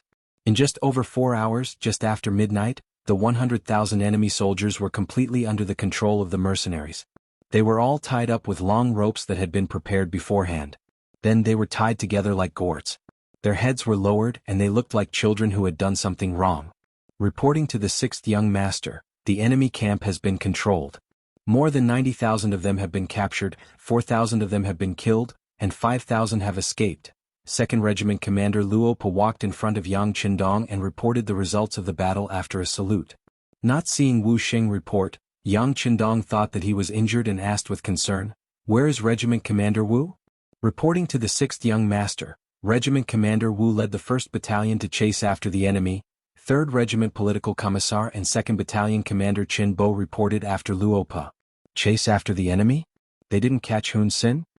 Yang Qindong's reaction was extremely fast. He immediately thought of a conclusion. Only when the enemy's main commander was escaping could Wu Sheng abandon his troops and choose to chase after him. Yes. This time it was 2nd Regiment Commander Luo Pa who stood up to answer the question. At the beginning of the battle, the situation was too chaotic and some of the enemies escaped. I didn't expect Hun Sen to be among them. 6th young master, we ask for your forgiveness. 3rd Regiment also asks for forgiveness. Since Wu Xing wasn't around, Political Commissar Qin Bo spoke on his behalf. What are you guilty of? Yang Qindong glared at them. You all have performed very well. It's normal for some of the enemies to escape in the chaos. We have limited manpower and can't defend against them. Besides, didn't Regiment Commander Wu chase after them? Maybe there will be some good news. Just as Yang Qindong finished speaking, a warhorse rushed over from afar. Then he heard Wu Sheng's cursing voice. Damn it, your fighting ability is mediocre, but your escaping ability is top-notch. Fine, there's no need to guess. They must have failed to catch him. Sure enough, when Wu Xing passed through the 1st and 2nd line of defense and arrived in front of Yang Qindong, he saluted with a black face. 6th young master, your humble servant is incompetent. We didn't catch Hun Sen? Did he really escape? Yang Qindong couldn't help but sigh. A vanguard general couldn't be underestimated. Otherwise, why didn't they catch 90,000 captives? Yes, he escaped. I chased after him with the 1st Battalion and killed more than 300 enemies. We also captured some captives, including Hun Sen's soldiers. They confirmed that he had escaped. Wu Xing reported in a depressed tone. Then Wu Xing straightened his body. 6th young master, your humble servant requests to continue the chase with the 1st Battalion. No matter what, we have to kill this enemy general who looked down on us. Wu Xing wasn't just saying. Before the battle, he had made a bet with the 2nd Regiment Commander, Luo Pa, to see who could catch Hun Senator. He had never expected that it would end up like this. Well, there's no need to chase him. Besides, he can't run away. It won't be long before we kill our way into Phnom Penh City. At that time we'll see how he can escape. As for now, immediately arrange for someone to send the captives back to Laos. There will be people there to meet you. 90,000 captives, and they're all strong laborers. I think Yu Qian will be very happy to receive them. Yang Qindong laughed. According to the intelligence, the entire Phnom Penh dynasty only had 400,000 soldiers, including 100,000 new soldiers. In one battle, they had destroyed a quarter of the enemy's forces. No matter how one looked at it, it was a great victory. Presumably, when the news spread out, many people would be blinded. The Battle of Jujing was equivalent to a blow to the Phnom Penh dynasty. It proved that the mercenary regime was sacred and inviolable, but at the same time, it exposed their position. Obviously it was not realistic to launch a sneak attack next. But even so, Yang Qindong and the mercenaries were still very confident in their abilities. Wasn't the reason why they trained as if their lives depended on it? Wasn't it so that they could perform better on the battlefield? Hun Sen escaped. Relying on the fact that his mount was of a better breed, he ran very fast. He only dismounted when the warhorse started foaming at the mouth. At this time he could already see the walls of the next city, Chuanlong. The mercenaries suddenly appeared in the country and defeated the 100,000 vanguard led by Hun Sen in Jujing. The captives were more than 90,000. After Hun Sen personally confirmed the news, the Chuanlong city guard sent the news to the capital, Phnom Penh City. Along with the news, there was also the fact that Shanding City was breached and 30,000 civilians were slaughtered. This was all spread by the people who were deliberately released by the mercenaries. There was absolutely no question about its reliability. The two news spread one after another in the territory of the Phnom Penh dynasty, causing waves of panic among the people. The mercenaries were too powerful. In just a few days they had conquered 2 cities, killed more than 100,000 people, and captured more than 100,000 people. Could the country's army defeat such an opponent? In Phnom Penh City when the news arrived it was not only the people who were panicking but also some dignitaries. They knew that the mercenaries were very powerful. After all, this had been proven by the facts. Because of this, they took out their wealth to support the country's army, hoping that they could win the war with a generous reward. But now, reality had given them a big slap in the face. Everyone was silent at the same time. They also had doubts in their hearts. Was it right for them to support their country to go to war with the mercenaries? In the palace, the moment King Boromir received the news of the war, he sat there without moving for a long time as if he had been petrified. When he came back to his senses, he cursed. First, he scolded the mercenaries for not playing by the rules. They were clearly trying to keep the peace and were about to admit defeat. However, they suddenly sent out troops and caught them off guard with a sneak attack. Then he scolded Hun Sen for his stupidity and incompetence. Hun Sen's 100,000 troops were completely defeated in less than 4 hours. How was he a vanguard general? He was clearly an idiot. When he thought about how this was caused by this person, he was even more furious. He could not wait to skin this person and pull out his tendons to relieve the hatred in his heart. He had cursed, but the situation would not change because of his curses. What to do next was ultimately up to him, the king. General Dagon, I will give you 150,000 soldiers to guard Chuanlong City. No matter what, you cannot let the mercenaries take a step forward. I will immediately send people to Siam and the Awad dynasty to ask for help. Since we are allies, they can't just stand by and watch us get beaten.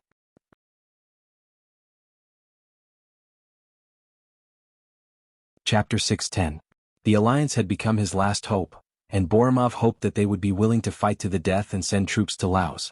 As long as they made a move, the mercenaries would be attacked from both sides. The mercenaries were likely to retreat. Then it would be time for him to recover what he had lost and restore the prestige of the country. He quickly arranged for people to get reinforcements. Then he fixed his eyes on Chuanlongqing. Not only King Boromir, but many people in the entire Golden Border dynasty had their eyes on Chuanlongqing. They wanted to see the result of the clash between the two armies. Would it be beneficial or disadvantageous? Loss.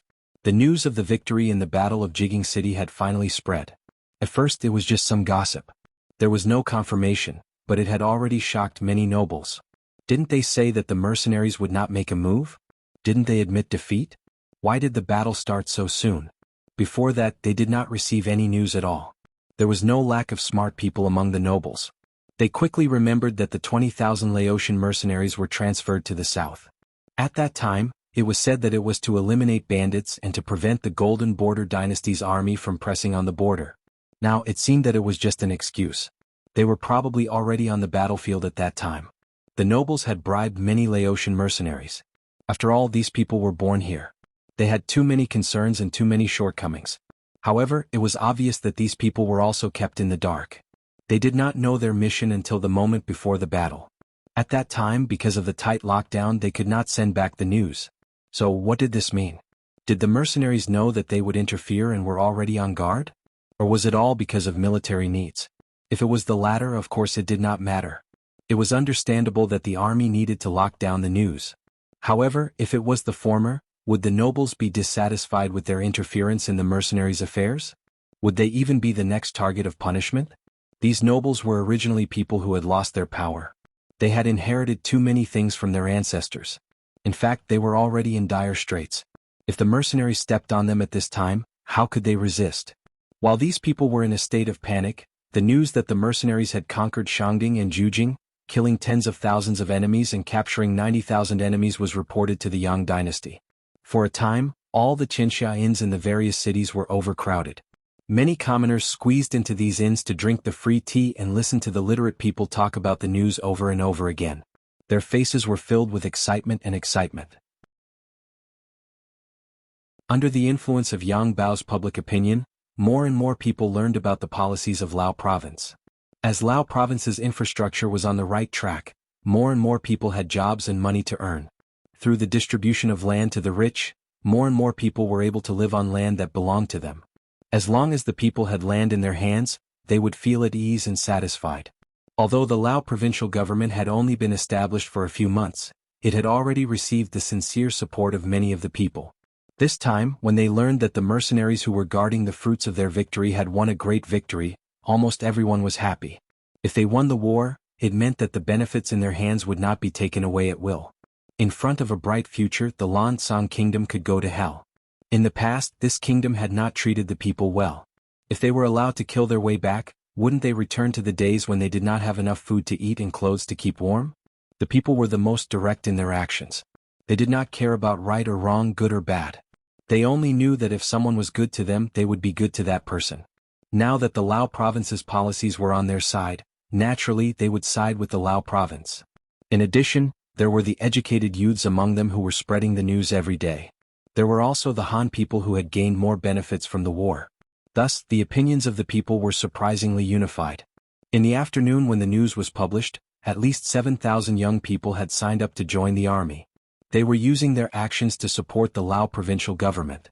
As the provincial governor, Luan Shaochen was very touched by the actions of the people. However, as a sub-province, there were strict regulations on the number of soldiers they could have. This was to prevent other provinces from secretly expanding. Thus, in the face of the enthusiasm of the people, Luan Shaochen personally received them at the square in front of the government building. He expressed his gratitude and stated that there was no shortage of people in the mercenary army. He also asked them to return first. If there was a need to recruit soldiers, Yang Baozhong would report it. As for the youths who did not want to join the army on a whim, he suggested that they sign up first to learn some basic military knowledge. If there was a need for soldiers, those with experience would naturally be given priority. After much persuasion, they finally managed to persuade more than 7,000 people to go back. This scene quickly spread throughout the entire Wanxiang city, causing many people to be shocked. In just a few short months, the Lao provincial government had already won the hearts of the people. It seemed like even the Lansang kingdom's most glorious period could not achieve this. With Luan Shaochen holding the fort and meticulous preparations, the provincial government was operating as usual. Other than continuously sending various war preparations to the front lines, they were fully focused on developing their businesses and infrastructure. Just like Crimson City, they were developing day by day. With the victory at the front lines, the nobles did not dare to make any sarcastic remarks and became much more obedient. The goods that were originally overstocked were also quickly sold out when the news of the victory at the front lines spread. Since the mercenary army had expressed their determination to protect the merchant group, what else did they have to worry about? Even if they could not sell their goods to Phnom Penh, Siam and Ava. But weren't there other countries and regions around them? Just Great Ming alone was a huge market, and it was enough for them to mess around. The merchants began to move. Every time they brought in goods, they would have to pay more tax. The money from the sale of goods could not be intercepted in Lao province, and all of it had to be handed over to Chien City after the transaction. However, the tax did belong to them and they could use it to develop their businesses. Money made the world go round. The development of Lao province entered a faster track. However, in this era of rapid development, there was a sudden movement in Langkai City, which was south of Wanxiang City. The Siam kingdom had sent out 200,000 soldiers and was about to attack the city. As the war progressed, the days passed and Siam and Ava finally started to make their moves. This was especially so for Siam, whose territory was adjacent to Wanxiang City, where the Lao province government was located. When they received King Boromir's request for help, the higher-ups made the decision to send troops to Wanxiang City. King Ilichi of Siam was a person with foresight. When Jiaoji was still around and sent troops to South Ming, his attention was already on this place. If not for the fact that he had to cross Lancang and Jiaoji to enter Great Ming, he would have already thought of sending troops to seize the resources of Great Ming. What happened next was beyond Ilichi's expectations. Suddenly, a mercenary army appeared and defeated the seemingly strong Jiaoji. Then, the mercenary army took over Lancang and changed its name to Lao Province. This series of actions immediately made him feel nervous. Ilichi was worried about the powerful military strength of the mercenary army. He was worried that they would use this opportunity to attack him. In all honesty, if he had such a powerful army, he would definitely not be soft-hearted. He would definitely raise his butcher's knife and slash down on the people in regions that he felt deserved it. He believed that he was not the only one who felt this way.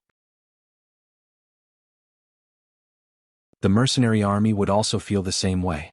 Originally, he was thinking of how to fight his way out of this chaotic world, expand his territory and create a great empire. However, the unexpected rise of the mercenary army forced him to give up on this idea. Instead, he thought of how to protect himself. This was the reason why Siam, Phnom Penh and Ava formed an alliance. In other words, they felt the danger and huddled together to protect themselves. They were confident that with the alliance of the three countries, they would have considerable strength. Although it was not enough to destroy the mercenary army, it would at least make them feel pressured. What was unexpected was that not long after the alliance was formed, the Sorangan family incident occurred. While Ilichi was scolding General Hun Sen for his stupidity, he was also paying close attention to the development of the situation. Fortunately, some news came not long after. The mercenary army suddenly stopped mentioning this matter, as if they had admitted defeat. However, why was his heart still unable to calm down? The facts proved that Ilichi's intuition was right. On the surface, the mercenary army seemed to have admitted defeat. However, they had been gathering their forces secretly and launched an unexpected and swift attack. Not only did they occupy two big cities, but they also directly destroyed the 100,000 troops of the Phnom Penh dynasty. This weakened the strength of the enemy and showed the invincible and powerful side of the mercenary army. Ilichi admired their actions, but at the same time the pressure increased greatly. Today, the mercenary army was targeting the Phnom Penh dynasty. Would they target Siam tomorrow? Instead of letting the mercenary army approach step by step, it was better for them to take the initiative to attack, especially when the mercenary army was confronting the Phnom Penh army. If they suddenly attacked, their chances of winning would be much higher. Once they captured Wanxiang City, not only would they be able to obtain the wealth and various resources in the city, but it would also be tantamount to seizing the mercenary army's escape route. This would greatly relieve the pressure on the Phnom Penh dynasty. As for whether this would lead to the retaliation of the mercenary army. What a joke, they were already enemies. Was there a need to be afraid of such things happening? Siam's unannounced attack caused a wave of panic in Wanxiang City. The nobles who had become obedient began to move again. Some of them even began to secretly contact the special envoy sent by Siam. They seemed to have decided to side with the other party.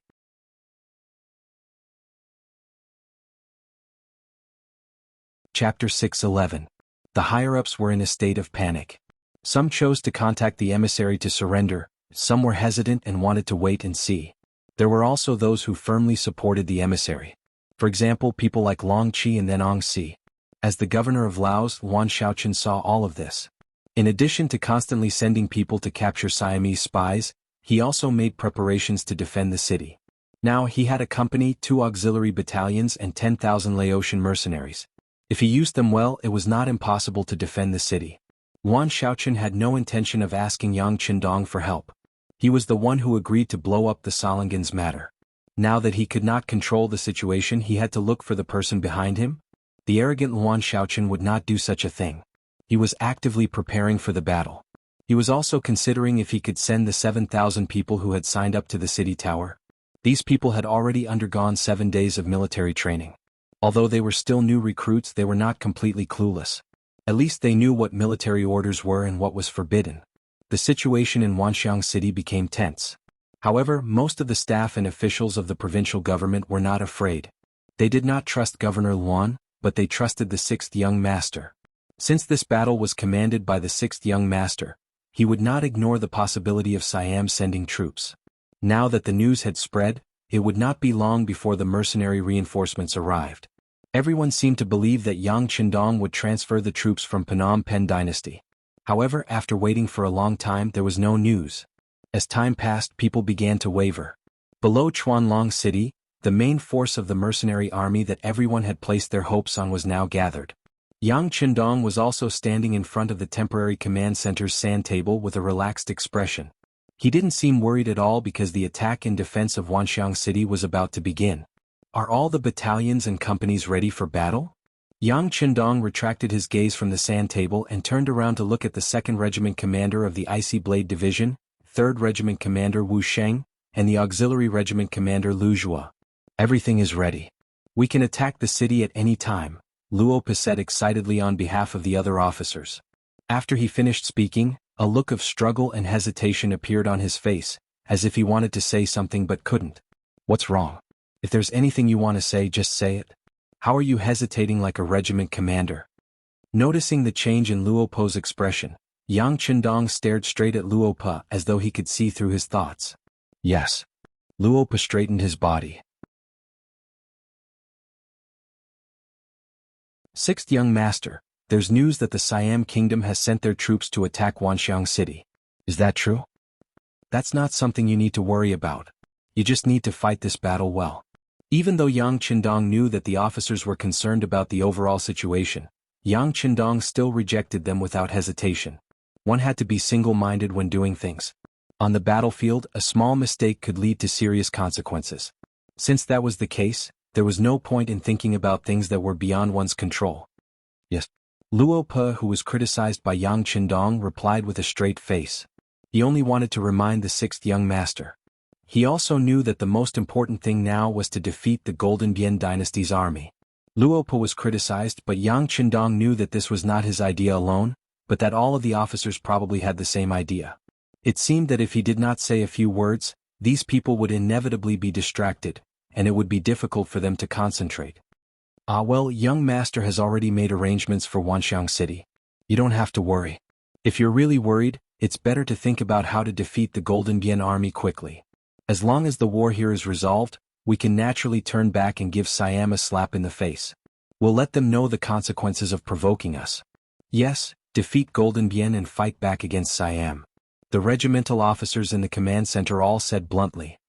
Well, since everyone is ready, let's check our watches now. We'll launch the general attack in an hour. Yang Qindong raised his right arm, revealing the exquisite military watch on his wrist. At the same time, several regimental officers also looked at the military watch on their wrists. Chuanlong City.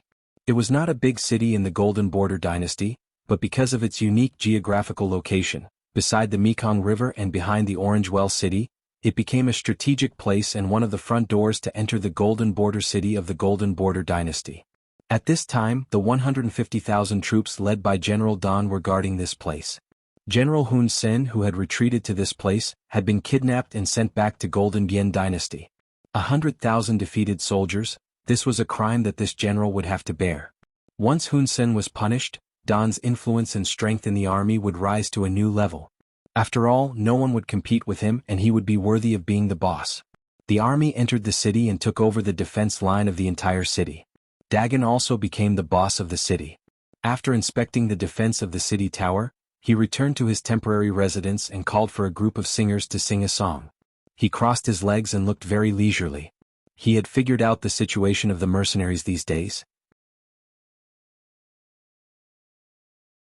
At most, there were only about 40,000 people. Their military strength was more than 3 times that of the enemy. With a strong city to defend, what was there to be afraid of? Even if the other party had some advanced firearms and cannons, he was not someone to be trifled with. He had already arranged for an inspection team of 10,000 people. As long as the soldiers did not flee, he was not afraid of the mercenaries with his advantage in numbers. Of course, what gave Don confidence was that Siam had already sent troops. Now he only needed to delay the main force of the mercenaries, and it would be a great victory. Once the Allies succeeded, the mercenaries would have no choice but to retreat. Now his mission was to defend Longchuan City and it would be a victory. The terrain here was very good. The west gate was next to the Mekong River, and the army could not be stationed there. The south gate led to the hinterland of the Golden Bian Dynasty, and there would be no enemies. So he only needed to defend the north and east gates. When the time came, the mercenaries would retreat and it would be a victory. As for whether the enemy would attack the two gates, he would deal with it as it came. With such a thick city wall and so many soldiers, the enemy could not fly up. Besides, even if they relied on the advantage of the cannons to enter the city, so what? When the two sides fought, the power of the cannons would be limited. Then, it would be time for the enemy to counterattack with the advantage of numbers. Don was very satisfied, especially after he kidnapped Hun Sen and sent him back to Golden Bien City. No one in the army could stand shoulder to shoulder with him. The feeling of being completely at ease, and the momentum of being a man of his word, made him feel like he was floating in the air. It was as if the world was in his hands. This feeling lasted until suddenly the ground under his feet shook and then it disappeared. Boom, boom, boom, boom, boom. Under the attack of the cannons, the entire Longchuan city was shaking. Some tiles on the houses fell to the ground like rain. The people in the streets were frightened by the loud roar, and they ran around like headless flies. It seemed that this was the only way to reduce the fear in their hearts. Reporting to the general, the mercenaries have started to attack the city. The north gate has been breached. Don was also frightened by the deafening sound. Just as he got up and walked out of the courtyard, a guard knelt in front of him and reported a piece of unexpected bad news. What? The north gate has been breached? Don felt like he was hit by a huge rock. He felt his vision turn black and his legs went soft and he was about to fall to the side. Fortunately, the guard reacted quickly and reached out to support him. General, what are you shouting for? I'm not dead yet. Don woke up from the shaking and shouted, "Immediately send reinforcements to the north gate according to the plan. No matter what, we must take back the gate." At this moment, Don realized that he had underestimated the enemy. He originally thought that the mercenaries were powerful because their opponents were too weak. Otherwise, why would they launch a sneak attack against the 100,000-strong army led by Hun Sen? If they really had the strength, why didn't they fight a fair and square battle? On the battlefield, underestimating one's opponent meant paying a heavy price. It could even be the price of one's life. After shouting these words, Don looked at the guard who was still standing in front of him and could not help but be angry. Go and pass the order. At the same time, order the inspection team to block the enemy. Anyone who deserts will be killed. The army of the Golden Bien dynasty moved slowly. Under the general's order, tens of thousands of soldiers went straight to the north gate, trying to regain control of it. At the north gate, it was Chang Chunyang of the 3rd Battalion of the 3rd Regiment who attacked. He had just taken up the post of battalion commander not long ago, and this time he was given the opportunity to lead the charge. Not only did he have the 400 cold vanguard warriors from the 3rd Battalion, there were also 2 auxiliary battalions, totaling more than 1,000 people. Under the accurate bombardment of the 100mm mortar, the north gate was broken like a piece of paper. Then with a fierce charge they arrived at the north gate. At this moment, the field of vision became wider. Battalion commander, the enemy is going to counterattack and they have a lot of people. The commander of the 1st Battalion, Guo Feng, smiled. During the charge just now, their company was the vanguard of the vanguard. They were the first to reach the north gate, so they killed the most enemies. However, it seemed that this did not satisfy him. He held a machine gun and fired from time to time.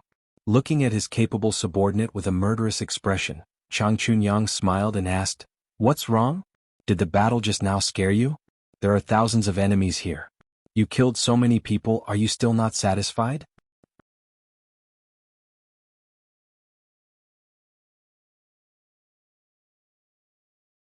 Chapter 6:12. You want to scare me with a 1,000-man team? Battalion commander, I'm not bragging. Our company is the strongest. Even if we face a 10,000-man team, we won't frown. Guofeng said with some pride, and then half a magazine of bullets shot out. Hundreds of meters away, at least 4 or 5 enemies were knocked down to the ground. You're good. Since that's the case, then I'll allow you to continue charging. There are only 10,000 people on the other side now. I'll leave them all to you. Looking at Guofeng's boastful look, Chun Yangyuan wanted to kick him. But in the blink of an eye, he decided to provoke him and give him a slap in the face. Of course, Guofeng was bragging. 100 against 10,000, even if they had a powerful flintlock in their hands, it was difficult to do. Not to mention that the enemy was still carrying out a planned charge. Occasionally, the enemy's inspection team could be seen behind the army. With such a great achievement, the company dare not enjoy it alone. It's better to let the wise battalion commander lead us. Guofeng knew that he was bragging, but he didn't care. Instead, he said with a flattering look. In any case, they would often joke about such things in private. Humph. Chun Yangyuan snorted and didn't expose Guofan's embarrassment. Instead he said with a very serious expression, "No matter how many enemies come, we have to kill them all. As long as we attract enough firepower from the enemy, the pressure on the commander's side will be reduced, and the faster it will be." Yes. When it came to serious matters, Guofan also put away his cynical expression. He turned around and shouted to the soldiers around him while firing his gun, "Fire for me, don't be afraid of wasting bullets and don't let the enemy counterattack. Shoot." Bang bang bang da-da-da tut tut tut. All sorts of gunshots rang out, representing the sounds made by different firearms. Thousands of tongues of fire spewed out together, suppressing the enemy's charging force in an instant. When the soldiers of the Golden Bian dynasty fell down as if they were blown by a hurricane, the momentum of the attack began to slow down. Knowing that they would die if they rushed forward, no one would not cherish their lives. If it weren't for the inspection team behind them, they would have turned around and fled long ago. Gunshots were still ringing out from the north gate, and the soldiers of Chuanlong City were rushing towards the north gate to provide reinforcements. It was as if they would not stop until they had taken back the north gate. While everyone's attention was on the north gate, the attack on the east gate began. Unlike the north gate where there was only one Cold Vanguard battalion, the one leading the charge at the east gate was the 3rd Regiment commander, Wuxia. This time he had brought 2 main battalions for auxiliary battalions and 5,000 Laotian mercenaries. His goal was to charge into the city in one go to crush the enemy's morale and destroy their will to fight. The mission Yang Qindong gave them was to be like an arrow piercing through the clouds, tearing the enemy's defensive line in half, paving the way for the main force to enter the city. In order to better complete the 6th Young Master's mission, Commander Wu Sheng and Political Commissar Qin Bo decided to split up after a discussion. First, the 3rd Battalion, Spring Sun, would take down the north gate and attract the enemy's main force. Then they would rush into the east gate and catch the enemy off guard. It seemed that this was the only way they could successfully enter the city and carry out the mission. Otherwise, if there were too many enemies and they were all blocked together, it would be impossible to open a path in front of a sea of people. The plan went very smoothly. While the north gate was busy fighting, the attack on the east gate began. Furthermore, under the careful planning of the 2 main battalions, when the 40 rocket launchers directly smashed open the north city gate, Wu Sheng led the mercenaries and charged in like an avalanche. Everyone was filled with murderous intent, and everyone rushed forward. The guns in their hands were constantly spewing flames, and they were like gods who had descended from the heavens. Whenever an enemy was in their line of sight, they would be hit by bullets as soon as they raised their swords and rushed forward. They would either die immediately or fall to the ground and cry out in pain. Along the way they looked down on everyone. No one was their match and no one could stop them. Dagon had already put on his armor and rushed to the north gate under the protection of a group of bodyguards. Before he reached the city, a messenger reported that the east gate had been breached. "Quickly send people to block the east gate. Don't let any enemy enter the city." With the previous example of blocking the north gate, Dagon did not panic. In his opinion, even if he had to use human lives, he could still chase the mercenaries out of the city. At this moment, Dagon did not fully value the mercenaries. Or rather, he did not see the true strength of the mercenaries. He really thought that it was an ancient war where he could rely on numbers to turn the tide. He did not know that unless he could stop the mercenaries' charge in one go, the appearance of the mercenaries would only be a tactic of filling the gap. It was not effective at all.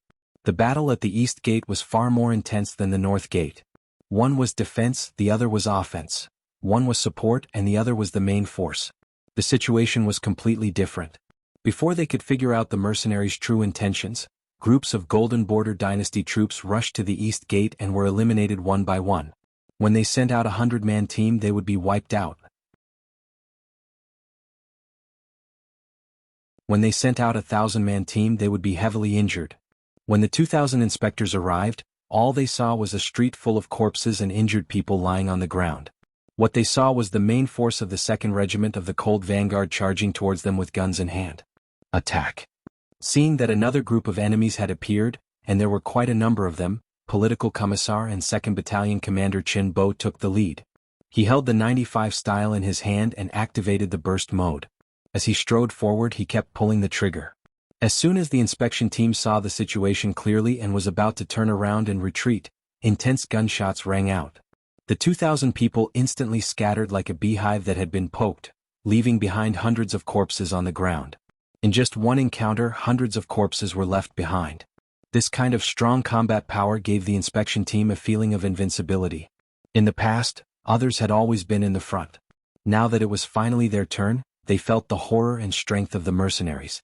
Waves of enemies appeared at the east gate one after another and were crippled one after another. Finally, it attracted Don's attention. He began to mobilize more and more soldiers to rush to the east gate. He was delusional to use the tactic of numbers to drive the mercenaries out of the city. Guns are very powerful, but they will run out of gunpowder eventually. Don't be afraid, just rush forward. As long as you can kill one enemy, you will be rewarded with 10 taels of silver. As long as you snatch a gun, you will be rewarded with 100 taels of silver. Afraid that the soldiers below would not use their full strength, Don led his men to the east gate while constantly raising the bounty. He believed that under the stimulation of profits, there would definitely be people who did not care about their lives. As long as these people could rush to the front of the mercenaries, it would be time for their cold weapons to shine. When there is a great reward, there will always be brave men. This was undoubtedly a wise saying. Some people who chose to join the army were putting their lives on the line. They were already prepared to die. As the saying went, wealth comes from danger. In order to fight for a better future, many soldiers rushed toward Wuxia's second platoon like moths to a flame. Bam bam bam. Tat tat tat. The sound of gunshots continued. One by one, the enemies fell in the path of the charge. However, the momentum did not seem to have any intention of stopping. Many people were still moving forward with the help of their comrades' shadows. I only have one magazine left. When a cold vanguard warrior reached for his waist, he suddenly felt nothing and shouted subconsciously. I only have one magazine left too. I have 2 more. I don't even have one left. A cacophony of voices rushed into Wu Sheng's ears. While his face turned bitter, he could not help but turn around and shout, "Who told you to waste bullets like this?" Wu Sheng could not be blamed for saying this. Before the battle, every soldier had at least 2 basic sets of ammunition. For example, the 95 gun had 600 rounds of ammunition, a total of 20 magazines. At first, they thought it would be enough. Who would have thought that they would run out of ammunition so quickly? Alright, everyone, save your bullets. At the same time, equip your bayonets and prepare for close combat. Political Commissar Chen Bo also shook his head helplessly. There were too many enemies. From the moment they entered the city until now, they only had about 2,000 people, including the auxiliary soldiers. However, they had to face dozens of waves of enemies in turns. At least 20,000 to 30,000 enemies had been driven away, defeated, or killed by them. With such a glorious victory, it was reasonable that they did not have enough bullets. However, even if they did not have enough bullets, they could still fight in close combat. With their bone-deep training, they could even kill with cold weapons. The enemies would be terrified of them. Equip your bayonets.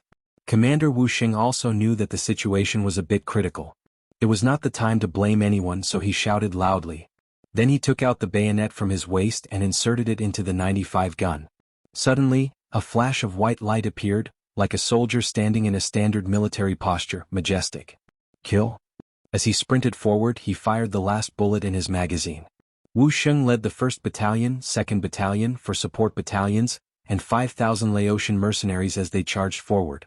Rows of bullets were fired, and the enemies fell to the ground one after another. The morale of the Golden Bian Dynasty soldiers, who wanted to take the opportunity to fight for their lives, dropped, and then they quickly retreated. The people running at the front were better off, but the enemies running at the back were in trouble. They didn't even have the chance to turn around before the mercenaries caught up with them. Then, one by one, the enemies exposed from behind were stabbed by bayonets and fell to the ground, covered in blood.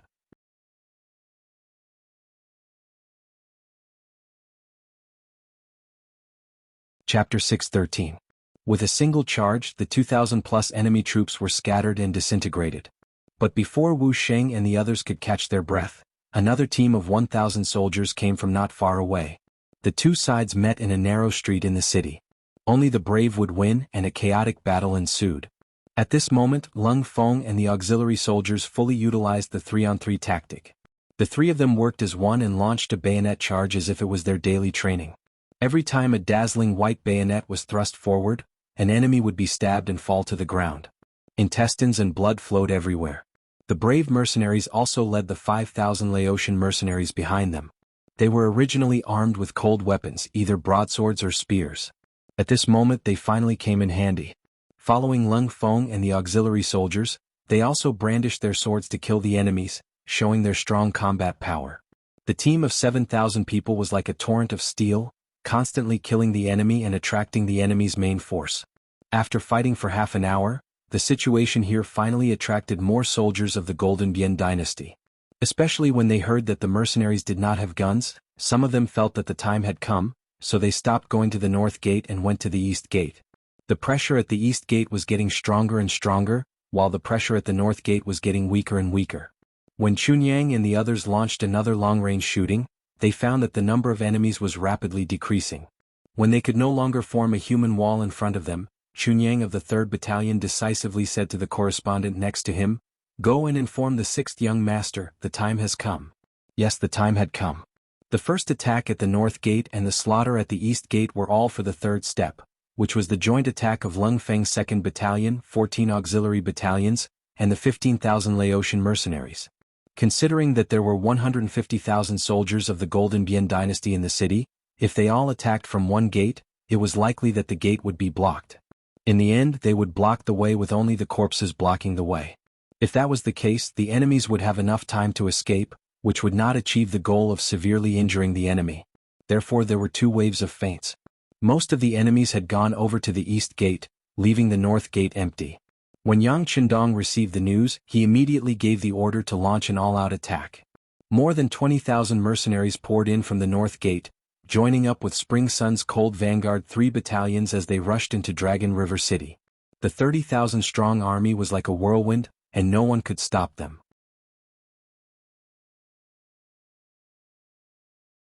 They used machine guns, submachine guns and semi-automatic rifles to kill anyone who tried to get close to them. The north gate suddenly became the main attacking force, which made Duane, who was rushing to the east gate, turn pale with fright. This confusion confused him. Where exactly was the enemy's main force, and where should he place his troops to defend? At this time, the 150,000 soldiers of the Golden Bian dynasty were in a mess. There were even some soldiers who had been rushing back and forth between the north and east gates. Just as they were about to reach the east gate from the north gate, they received a military order to return to the north gate. These generals were all puzzled and thought about the stupidity of the commanding general. However, they had no choice but to turn around and return to the north gate. It was obviously too late to turn back now. The mercenaries had entered the city, and they were attacking while stabilizing their defense line. As they pushed forward step by step, the entire 5 streets near the north gate were successfully taken over by them. After the first step, they began the second step of the attack. The mercenaries divided into more than a dozen teams in different directions, spreading rapidly to the surroundings like a spreading virus, and no one could stop them. A platoon could often be divided into groups. Once they met the enemy's 100-man team, they would raise their guns and fight. With the advantage of weapons, it was easy for a platoon to fight 100. Once they encountered a 1,000-man enemy, they would retreat while fighting, waiting for their enemies to drop dead bodies in the process. Often, as they fought, another mercenary squad would appear from another street. Then they would launch a pincer attack from both sides. The enemy would become dizzy, the enemy would be at a loss, the enemy would be crying for their parents, and the enemy would be littered with corpses. More and more mercenary teams began to show their terrible lethality and destructive power, slowly giving the soldiers of the Golden Bian dynasty in the city a feeling that there were enemies everywhere, that there was danger everywhere, and that there was nowhere safe. In such an environment, the enemy's morale was rapidly disintegrating. After more than 8 hours of resistance before night fell, the tight string finally broke. The morale of the soldiers of the Golden Bian dynasty fell to the bottom at that moment, and a large number of defeated soldiers and deserters began to appear. The situation was irreversible. Under the blurred vision, the inspectorate could not see the situation on the battlefield clearly, and more people had the opportunity to escape. As some of the bolder ones took the lead to leave, more and more soldiers began to flee. Black shadows could be seen everywhere in the darkness. Some soldiers even sneaked away 20 meters in front of the inspectorate team. It was almost an open and above-board move. General Damon did not notice all of this. Since the mercenaries attacked at 1 o'clock in the afternoon until now, 4 or 5 hours had passed. He was panicking all the time, and now he finally had a chance to have a good rest. Under the protection of a group of guards, he leaned against a battlement at the corner of the street and fell asleep. The environment was not good, and there was not even a simple camp bed. However, to the exhausted General Dagon, this was nothing. All he needed was peace and quiet, that was all. In ancient times, people were malnourished and were prone to night blindness. In addition, it was difficult for people to recognize their comrades and enemies from a long distance in a night battle. Therefore, unless it was necessary, no army was willing to fight at night. In comparison, the mercenaries were naturally fearless. In fact, their daily training included night battle training. But tonight, when there was almost no moon in the sky, Yang Qindong made the unprecedented decision to let everyone rest. Although the battle during the day only lasted for an afternoon, because of the large number of enemies, the battle was very fierce from the beginning. This was especially true for the 1st and 2nd Battalions of the 3rd Regiment of the Cold Front. Not only did they use up all of their ammunition, but they also engaged in hand-to-hand combat. They were so good at using the 3-on-3 tactic that the enemies were terrified. Because of this, 1/3 of the soldiers in the 1st and 2nd Battalions were injured.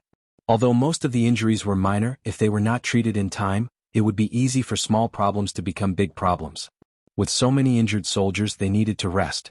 After the hard battle during the day, the soldiers of the 1st and 2nd Battalions also needed to rest. In addition, they had used up too much ammunition during the day, and urgently needed to replenish it. Yang Qindong simply gave the order for the entire army to rest. He believed that after a good night's sleep, the soldiers would be full of energy the next day and return to the fierce battlefield. Other than the soldiers who were in charge of night duty, most of the soldiers leaned on each other or found a relatively clean place to lie down and sleep. As the commander-in-chief, Yang Qindong did not rest with everyone. With the existence of the key, he only needed to rest for 2 hours a day to recover to his peak condition. Occasionally, it was not a problem for him to not sleep for a night. Without rest, he led Beta Persei and some of the members of the 1st Guard Squad to walk through the streets that they had previously occupied. The entire street was still filled with the stench of blood. Although most of the corpses had been moved away, the blood could not be washed away in a short period of time. When the stench of blood was combined together, it was inevitable that it would give rise to a very unpleasant smell that made people want to vomit. Fortunately, it was not the first time that the soldiers of the Cold Front and the auxiliary soldiers were on the battlefield. Although the smell was unpleasant, it was not unbearable. Besides, why would people care about the smell when they were tired? In this way, under the unpleasant smell, the soldiers of the mercenary army fell asleep everywhere in the streets and alleys. They were not cut down to the ground, but they were so tired that they simply found an open space to sleep. In the battle during the day, the army of the Golden Bian dynasty showed a strong resistance. Dawn was indeed worthy of the title of the first general. His tenacious fighting spirit made the mercenaries put in a lot of effort. Coupled with the role of the inspectorate, they fully showed the demeanor of a strong second-class army. Previously, Yang Qindong divided the army into 4 classes. The strong Cold Front was the first class. When the number of enemies was too high, a second-class army was enough to threaten a first-class army. This battle was a bit difficult, so it was reasonable that the soldiers were tired. Walking on the street, Yang Qindong's eyes were filled with adorable and tired soldiers. Once he noticed that a soldier's hands and feet were exposed outside of the blanket, Yang Qindong would step forward and help cover them up again. If the soldiers knew about this scene, they would be extremely excited. After all, it was their 6th young master who personally helped them to tuck in the corners of their blankets. Yang Qindong wasn't the only one who helped. Yang Qindong, who was beside him, and the members of the 1st Guard team who followed him also helped. There were too many soldiers and they were too tired. Except for the Cold Front, who was equipped with a sleeping bag and did not need to worry about catching a cold, the auxiliary soldiers and the Laotian mercenaries did not have such conditions. While covering the soldiers with the quilt, Yang Qindong said to Beta Persei beside him, "Tomorrow, arrange for people to go to Resin City and have them produce more sleeping bags. Our soldiers can't fall sick because of lack of rest. This is a great injustice to them." "Young master, I will remember." Beta Persei nodded heavily. This was the young master's concern for the soldiers. Such an order must be passed down as soon as possible.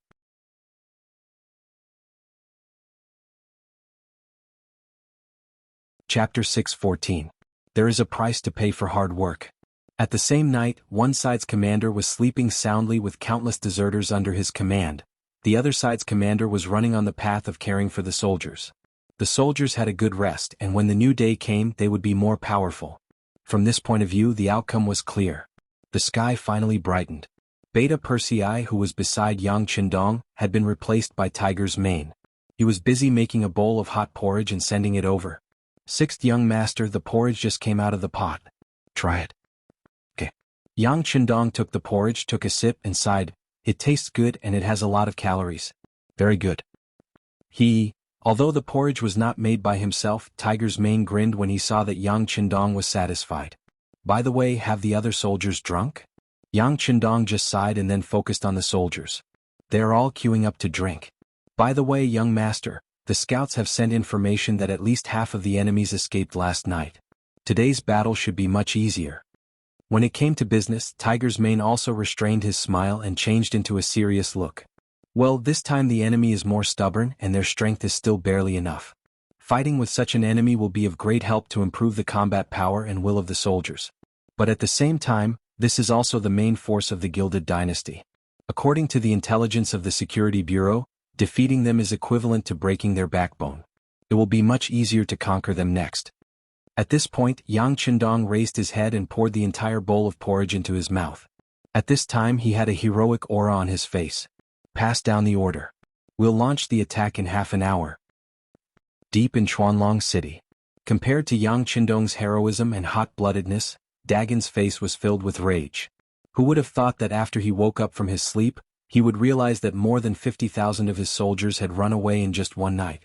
Including those who had died on the battlefield yesterday, he now had less than 50,000 soldiers that he could use. What's going on? Didn't I tell you not to open the South City Gate? Where did those people escape from? Don't tell me all 50,000 of them jumped down from the tower? Dagon asked in disbelief. If it was only a few hundred soldiers using ropes and other objects to escape from the city gate tower, he could still understand. However, how could he accept the fact that 50,000 people escaped in one night? The bodyguard who was asked had a bitter look on his face. Knowing that the general was angry, not only could he not leave, but he could only stay here and explain. Thus, he carefully answered, General, it was the captain guarding the southern gate who opened the gate and escaped, so, bastard. After hearing the explanation, Dagon raised his leg and kicked him. The bodyguard who was half kneeling was unlucky. He fell to the ground and wailed in pain. Ignoring the soldier's pain, Dagon pulled out the saber on his waist and roared, So what if 50,000 people escaped? I still have 50,000 men, which is more than the mercenaries. Today I will fight them to the death. Dagon's words were filled with pride, but the dozen or so bodyguards beside him all fell to their knees and pleaded, General, you can't do that. Now that the morale of the army is low, and the soldiers are exhausted, we can't fight anymore. Where there's life, there's hope. General, please take a step back and regroup. If we fight again another day, we will definitely win. There's an imbalance of power between us and the enemy. You can't use force, General. General, please reconsider. The bodyguards made all kinds of sounds. Their purpose was the same, which was to persuade Dagon to retreat. The army had lost its morale. If they fought now, they would only suffer heavy losses. Yesterday they had 150,000 men, but they did not gain the slightest advantage. They lost tens of thousands and injured tens of thousands. They did not think that they could defeat the mercenaries with only 50,000 men. The bodyguards were not afraid of death, but they thought that it was not worth it to die in such a bloody battle. It would be better to take a step back and fight again after the army was reorganized. That way the chances of winning would be much higher. You guys. At first, Dagon was unafraid of death, but the bodyguards seemed to be in the same tone. They kept persuading him, which made Dagon's momentum stagnate. Then his head drooped down like a lifeless puppet. How could Dagon not know that it would be foolish of him to fight the mercenaries under such circumstances? But he was not willing to give up. The 150,000 men under him were the most elite force of the Golden Bian dynasty. With more than 3 times the number of men, the defense of the city wall, and their familiarity with the terrain, they could not defeat the mercenaries. He really did not know how to win. He had a feeling that once he gave up here, it would be difficult to defeat the mercenaries again. But if he continued to fight, how could he win with insufficient troops and low morale? If he retreated, it would be difficult to win. If he fought, he might be wiped out. This was a dilemma to begin with, but he still had to make a choice. Dagon sighed and the sword in his hand fell to the ground. Forget it. If that's the case, let's retreat. Inform the soldiers in the city to withdraw as much as possible. Then prepare to set fire. Even if we leave, we can't let the enemy have a good time. Dagon finally made the decision to retreat, which made the bodyguards happy. This proved that they did not have to die, so they nodded and agreed. But before they could pass the order, the familiar gunshots suddenly sounded, and then became more and more frequent. It seemed that they were not far away. Not good, the mercenaries are attacking. General, let's go, or I'm afraid it's too late. The bodyguards heard the gunshots that were getting closer and closer. Their faces changed drastically, and they rushed to Dagon's side. If he did not retreat, they would carry him and retreat. Retreat. Dagon wanted to say something tough, but he did not know why. When he heard the gunshots, he was a little scared. Perhaps it was the psychological trauma left by yesterday's battle. But since the enemy had attacked and he was not fully prepared, it would be meaningless to continue fighting. It was better to retreat now and save some strength anyway. Dagon escaped, and before he left, he gave the order for the entire army to retreat. However, because the mercenaries had launched their attack too early, and because they had replenished their ammunition, many of the enemies were caught before they could escape. In the end, only 20,000 of the 50,000 managed to escape. After General Dagon fled, the mercenaries did not pursue, but began to clean up the enemy forces in the city. The battle lasted from morning to night, and the situation was basically stabilized. Compared to yesterday, Lung Feng did not have any casualties today, and only 3 soldiers were slightly injured. 13 auxiliary soldiers were killed and 100 were injured. More than 100 Laotian mercenaries were killed, and more than 1,000 were injured. In exchange, they captured more than 40,000 enemies and killed more than 10,000 enemies. In addition to yesterday's battle, they killed more than 30,000 enemies and captured 50,000 enemies in the Battle of Chuanlong City. More than half of the 150,000 soldiers of the Golden Border Dynasty were killed, and 80,000 of them were killed. Hurry up and search for anything edible and useful in the city. The troops will rest as they move. We will rest for one more night. Tomorrow morning we will move towards Suwing City. After Yang Qindong received the final battle statistics, he immediately issued a new order.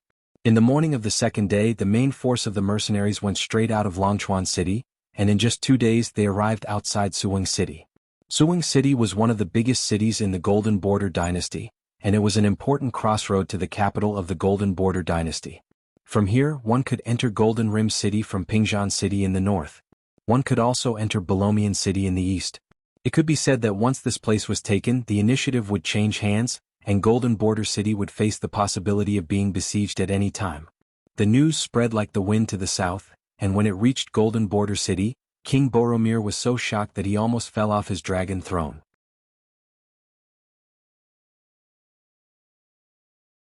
The civil and military officials didn't have a good reaction either. Some of them were pale because of fear, some of them were red because of anger, and some of them clenched their fists because they wanted to go to the front lines and fight to the death with the mercenaries. Their reactions were different, but the same thing was that they all felt the existence of danger, and the feeling of a knife on their necks. Trash. Trash. What the hell is Dagon doing? 150,000 people can't even stop 40,000 from the enemy? Didn't he claim to be the #1 general of our country? Is this how he behaves? After digesting the defeat at the front line, Boromir roared. He was just venting out the dissatisfaction in his heart. Then he began to read out the royal orders regarding the current situation. First, send the army forward to meet up with General Dagon, who was setting up defenses in Suwing City. Although the general did not perform well in the Battle of Longchuan City, now was not the time to punish him, and he had to be used to stop the mercenaries. Second, urge the 2 allies, Siam and Ava, to send out their troops quickly. If they did not send out their troops, the Golden Border Dynasty would be gone, and the alliance would cease to exist. At this moment, the Siam army and flag could be seen outside the south gate of Wanxiang City, the capital of Laos province. Siam had sent 100,000 soldiers to Wanxiang City earlier than King Boromir had expected. Behind them, there were another 100,000 soldiers in Wulong City, the largest city in the north of Siam. They could provide reinforcements at any time. The general leading the army was named Godin. He was the representative of the younger generation of the Siamese military. He was only 35 years old, but he was already the commander of an army of 200,000. From this point alone, it could be seen that he was favored by the king.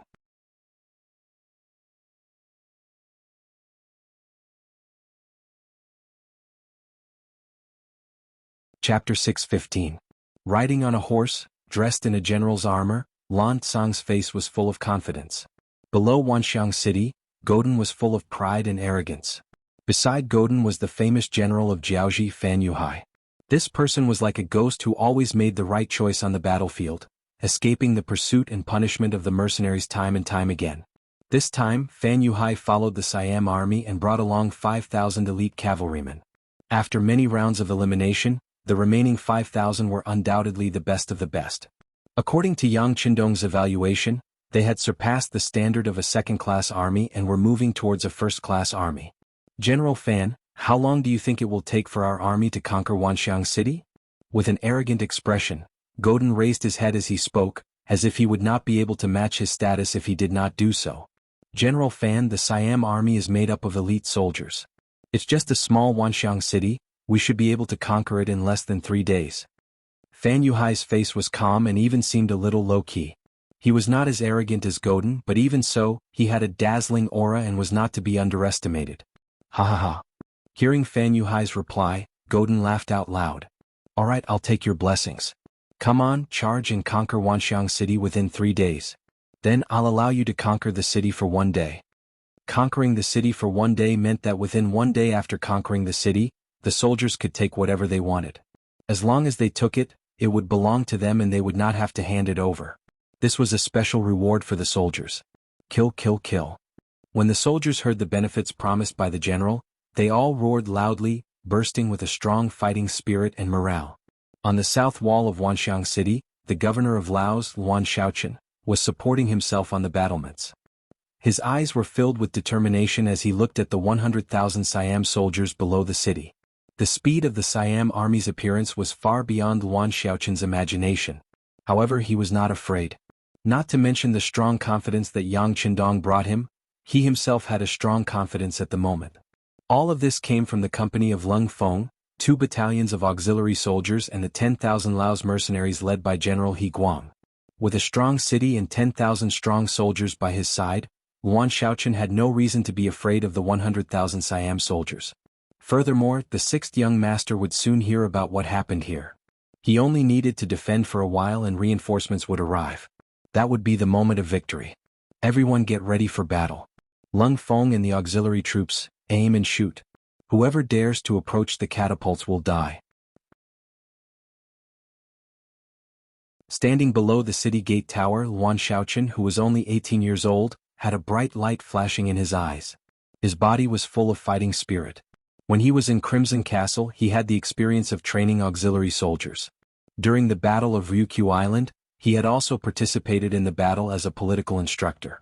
He was no longer a war newbie. At this moment he was not afraid. Instead he was filled with fighting spirit and vigor. After receiving the order, Lung Feng and the auxiliary soldiers on the city wall immediately looked for the best shooting position and aimed at the slowly approaching catapults. Catapults were a siege weapon that had been around for a long time. They had always been used to break through a strong city. They could throw out huge rocks in an instant. When the rocks hit the ground, they could cause great damage. It was extremely useful for suppressing the enemy's attack or destroying the enemy's defense. Of course, such a war weapon had its fatal weakness. For example, if the attack distance was too short, its strength would decrease after a mile and it would not be able to use its advantage. Another example would be the lack of accuracy when attacking the target. Often, when a rock was thrown out, it would not be able to predict where it would fly. Most of the time it depended on luck. Even so, catapults were still widely used. It was because the technology was too simple. Usually the armies of small countries would use it. It was not like artillery, which required a large amount of manpower, resources, and energy. Even if Chichen City was powerful, the current arsenal was still unable to produce artillery. The best they could do was make some grenades and landmines. All the artillery they used now came from a large warehouse. Fortunately, after obtaining the advanced books from Yang Qindong, the munition factory in Crimson City had no problems producing shells of various calibers. Their research on cannons had also made some progress. Given enough time, it was only a matter of time before the cannons were born. The Siamese army did not have any cannons. The mercenaries stationed in Wanxiang City also did not have any cannons. Yang Qindong would not be at ease leaving such powerful weapons anywhere unless he had a strong military force. Otherwise, if this matter was leaked out, it would not be helping Laos but harming it. There would be people who would think of ways to deal with it. The chances of them being targeted would only be higher. There were no cannons, but there were still 10 Type 40 rocket launchers, hundreds of artillery shells, grenades, and landmines. Yuan Shaoqian had already buried the landmine 300 meters away from Wanxiang City's southern gate. He had led the entire Lung Feng company to set them up at night. Even many officials in the provincial government did not know about this matter. At a distance of 300 meters, the sound of an explosion would not affect the soldiers guarding the city and could even kill the enemy. It couldn't be any better. However, this was just a method. The real battle depended on the performance of both sides. How to prevent the enemy's catapults from getting close to the city and not letting them do their job was the most important thing in a city defense battle. One li was 500 meters. At such a distance, if it was a cold weapon battle, it would be impossible to do anything. As the defending side, no matter what kind of bow and arrow they used, they would not be able to hit the catapults from such a distance. They could only shrink back and let the enemy attack. Since the enemy could not hit accurately, it was all about luck. The same thing happened to the mercenaries, but it was different. They had the Type 95 and Type 81 rifles, which could easily hit the catapults up to 600 meters away. Naturally, they had the ability to control the catapults. What they needed to do now was to prevent the enemy from getting close. Yuan Shaoqian gave the order. The Lung Feng company and the auxiliary soldiers, who were in charge of the first batch of attacks, looked for the best positions. They focused their attention and waited for the enemy's catapults to get closer. In their line of sight, the catapults with large wooden wheels were slowly approaching. As long as they got close enough, they would be able to hit the catapults with boulders. Regardless of the effect, at least the momentum would be there. Then, when the soldiers charged with all their might, if they were lucky, they would be able to set up scaling ladders. Perhaps they would be able to take down the city tower in one go. If they were unlucky, it would be a battle of distance. In the end, the weaker side would be the winner. 700 meters, 650 meters. A soldier from the Lung Feng company made a judgment with his sharp eyesight. His voice was heard by his comrades. Even if the catapults were 700 meters away, they would still be able to hit them with their rifles. However, they did not do so in order to pursue accuracy. They did not want to amaze the world with a single brilliant feat. 620 meters. 600 meters, fire. When the Siamese soldiers finally reached the optimal firing range, gunshots rang out. Because it was daytime, they couldn't see the gunfire clearly, but the sound of gunfire did not stop. Then, the Siamese soldiers around the catapults fell to the ground one by one as if they had been bewitched. Is this the power of the new repeating rifles? Not bad. Riding on his horse, General Gordon squinted his eyes with an arrogant expression. Then his surprise turned into excitement. Before they came, the military had obtained some information about the mercenaries. Naturally, they could not hide something like the rifles from them. After meeting Fan Yuhai, he had a better understanding of the situation. The first time he met Fan Yuhai, he was indeed shocked. At the same time, his greed was completely ignited. In Gordon's eyes, he had brought 100,000 soldiers with him and could mobilize another 100,000 soldiers behind him. However, dealing with Wanxiang City, which only had 10,000 soldiers, was as easy as using a cannon to kill a mosquito. In fact, he even thought that the moment he arrived with his army, the domineering aura would cause the mercenaries to immediately open the city and surrender. Things didn't go as he expected, but Gugu wasn't too disappointed. Are you not convinced? Want to fight? Then I'll beat you until you're convinced. I'll beat you until you can't fight anymore. From the perspective of a victor, the enemy's belongings would eventually belong to him. Didn't that mean that after he won, these repeating rifles would also become his spoils of war? He thought that once he had all these and the number of troops, he would become an invincible army. At that time, Siam would inevitably become the core of this region and enjoy a glorious situation like the great Ming dynasty where thousands of countries came to pay homage to it. As the general who had made the greatest contribution to the war, wouldn't he also have great power and authority and be respected by everyone? Gordon, who was still in a state of fantasy, was quickly interrupted by Fan Yuhai. General Gordon, did you see that? The repeating rifles of the mercenaries are very powerful and accurate. It's time to send in the Iron Shield soldiers. Fan Yuhai continued to tell the secret of the Iron Shield's ability to block bullets to the Siam Kingdom, just like how he told the destroyed Lansang Kingdom. Back then he organized a battle to attack and defend Hanoi City. Now he was going to do the same to attack and defend Wanxiang City. The difference was that Yuan Shaoqian, who was also a provincial governor, was very careful. He guarded every city gate and made it impossible for them to launch a sneak attack. They had no choice but to attack the city openly.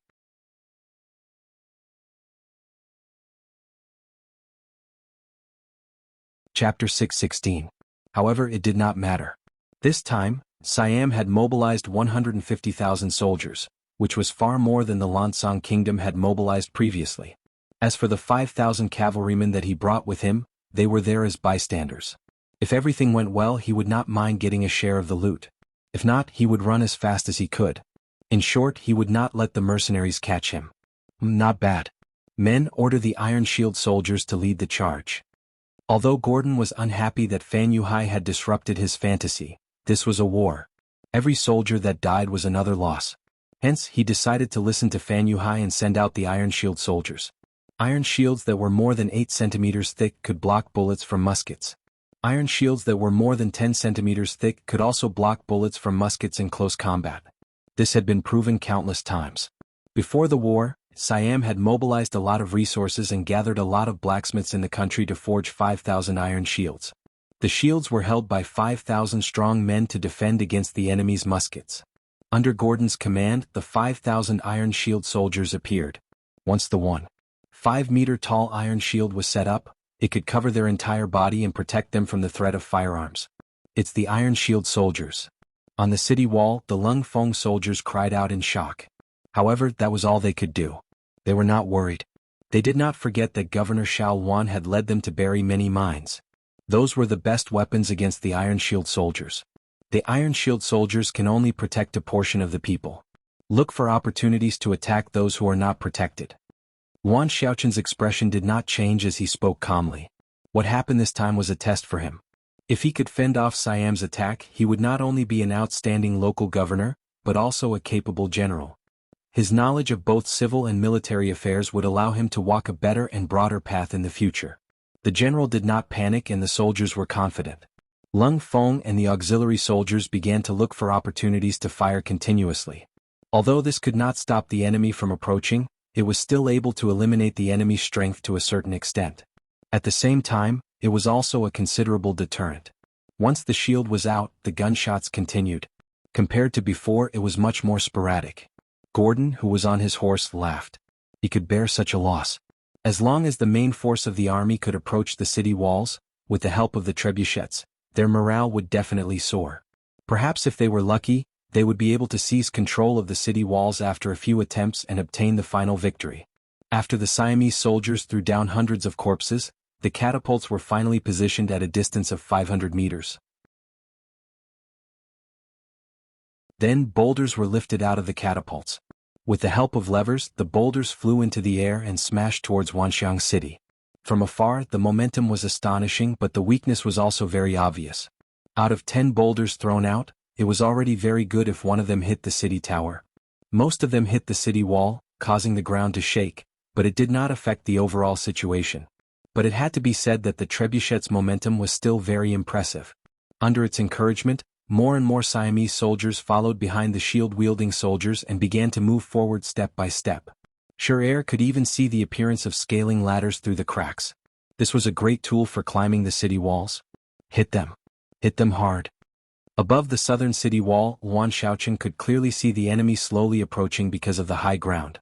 The shield could only protect the front of the soldiers and not the top of their heads. Therefore, the enemy's head was clearly displayed in front of the defenders. They did not even need to aim. All they needed to do was fire a shot at the top of the enemy's head, and one of them would die. This made Cold Vanguard's auxiliary soldiers feel very good. However, they were more excited to see what would happen when the enemy entered the 300-meter-long defensive line. 50 meters left, 30 meters left, 10 meters? Lung Feng was still using his vision to estimate the enemy's position. Boom, boom, boom, boom, boom, boom.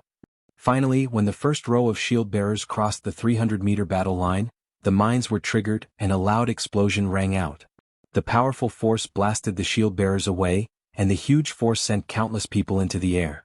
The aftermath of the explosion was like a huge wave on the sea, overturning the mountains and overturning the seas, throwing one enemy after another to the ground. At this moment, the Siamese army suffered heavy losses. Not only were more than half of the 5,000 shield-wielding soldiers killed, but most of their shields were also blown into pieces.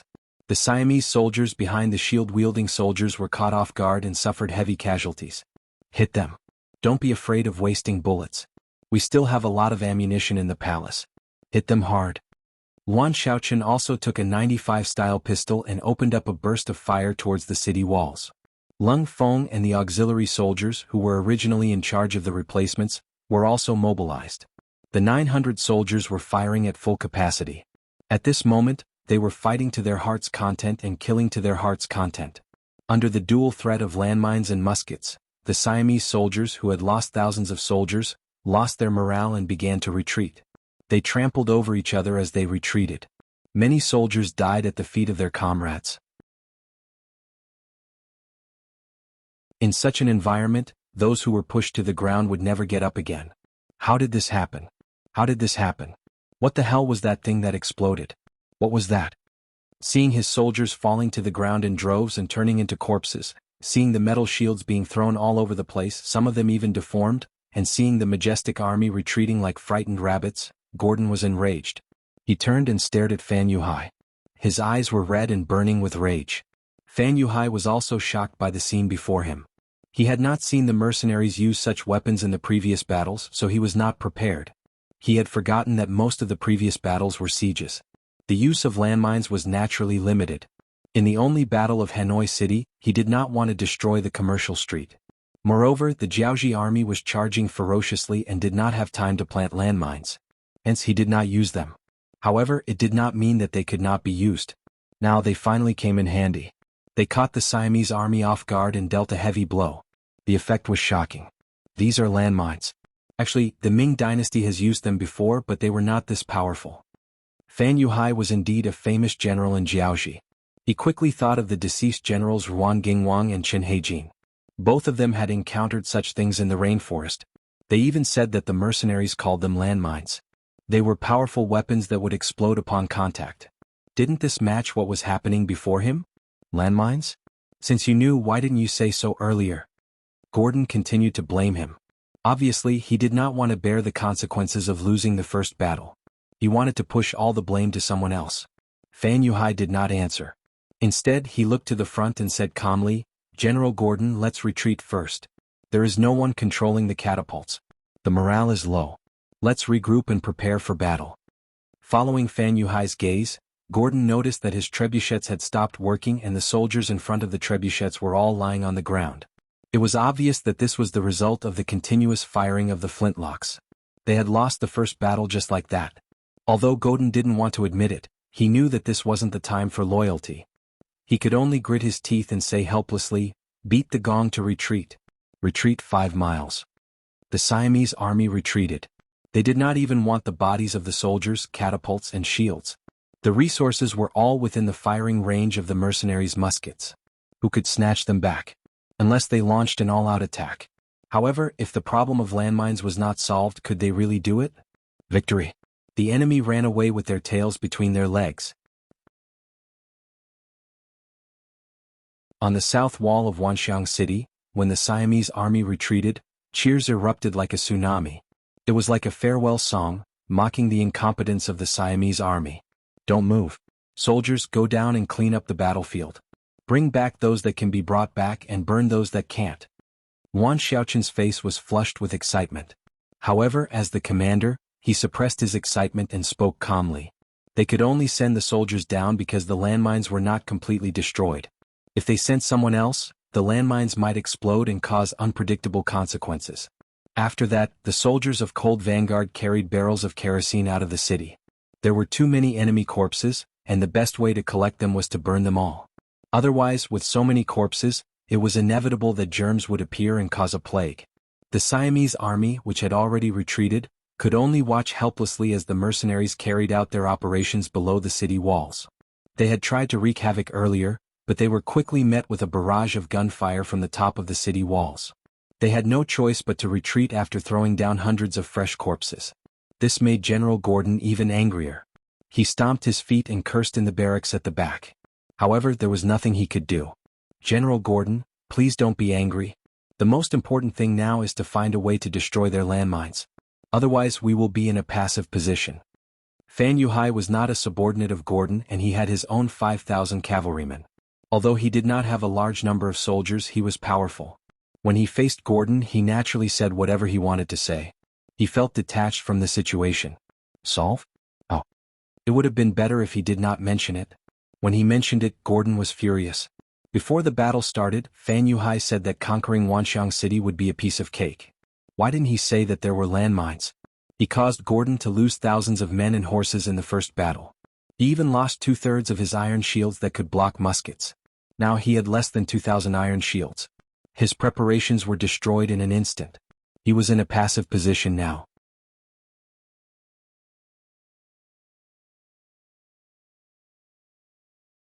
Chapter 6:17. We have to come up with a solution. Fortunately, we are the ones attacking and the enemy won't dare to attack us. We still have the initiative. We have time to think of a solution.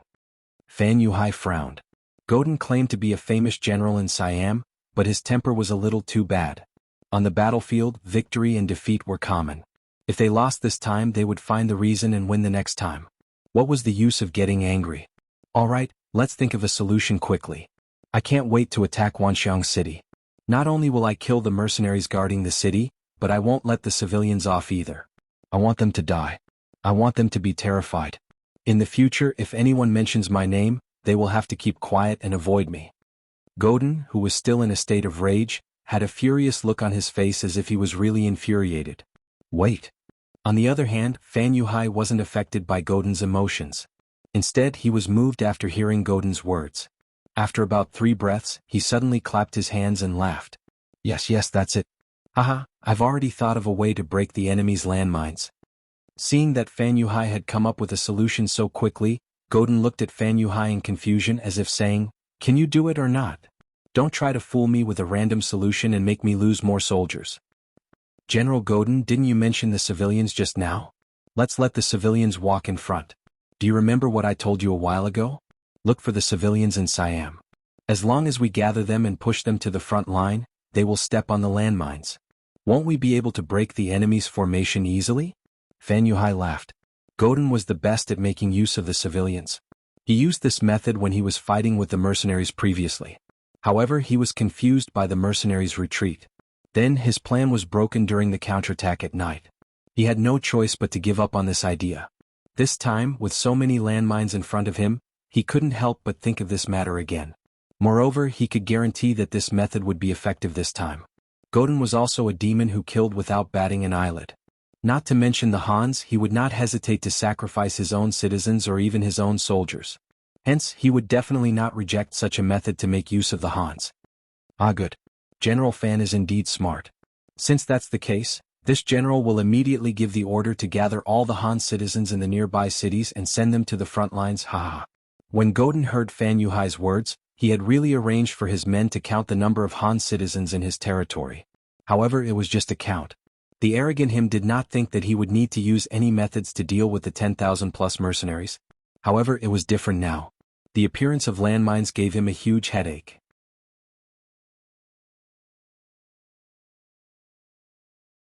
Since the Han people were useful, he would capture all the people who did the statistics. However, this would take a few days. Gordon thought that he had grasped the method to deal with the mercenaries. However, what he did not know was that as his troops approached Wanxiang City, he initiated a provocation. This was equivalent to giving the mercenaries an excuse to deal a heavy blow to Siam. Some people would ask, Yang Chendong is leading the 2nd and 3rd regiments of the 1st Division of the Cold Front Division into the territory of the Phnom Penh dynasty. Most of the Navy's Cold Front Division can only be on duty at sea. Now that Wanxiang City is under siege by the enemy, where are the soldiers coming from? Don't forget, before the war started, when the matter with the Salangan family was still brewing, Yang Chendong had disappeared for a period of time. It was during that period of time that he had already set up a trap for Siam. At that time, he thought that once the mercenaries and the Phnom Penh dynasty started a war, this country would definitely be restless. Since Yang Chendong was personally involved, how could the battle array be too small? Otherwise, it would not match his status. In fact, the commander that he left behind in Siam was one of the 2 heads of Yang Xia's military, the commander of the 1st Division of the Cold Front Division, Lung Song. Wollonga was also known as Wulongthani City. It was one of the biggest cities in the north of Siam. At the same time, it was also the rear of Gordon's 100,000 soldiers. It was used to provide military supplies and for emergency use. However, there were only 50,000 soldiers here. 500 of them were sent to capture the Han civilians. At this moment, Such a large city was secretly surrounded by the mercenaries led by Commander Leng Song. 20 days ago, Leng Song was ordered by Yang Qindong to secretly enter the country with the 1st Regiment of the 1st Division and 8 auxiliary battalions. They hid in the dense forest. They even saw with their own eyes that Gordon led 100,000 soldiers out of Wulonga City and headed straight for Wanxiang City. At that time they could have set up an ambush. However, Leng Song did not do so. After that, they saw the 50,000 soldiers out of the city. However, they still did not make a move. In Yang Qindong's words, now was not the time to start a full-scale war with Siam. If they took the initiative to attack, it would be unjustifiable. Their military strength was limited. This was the shortcoming of the mercenaries.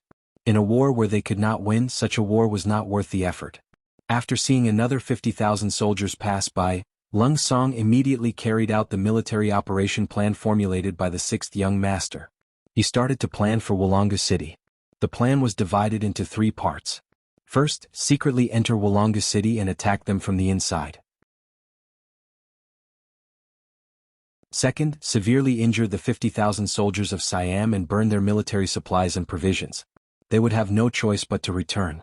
Third, when Gordon returned, the mercenaries would give up on Wulonga City and ambush them.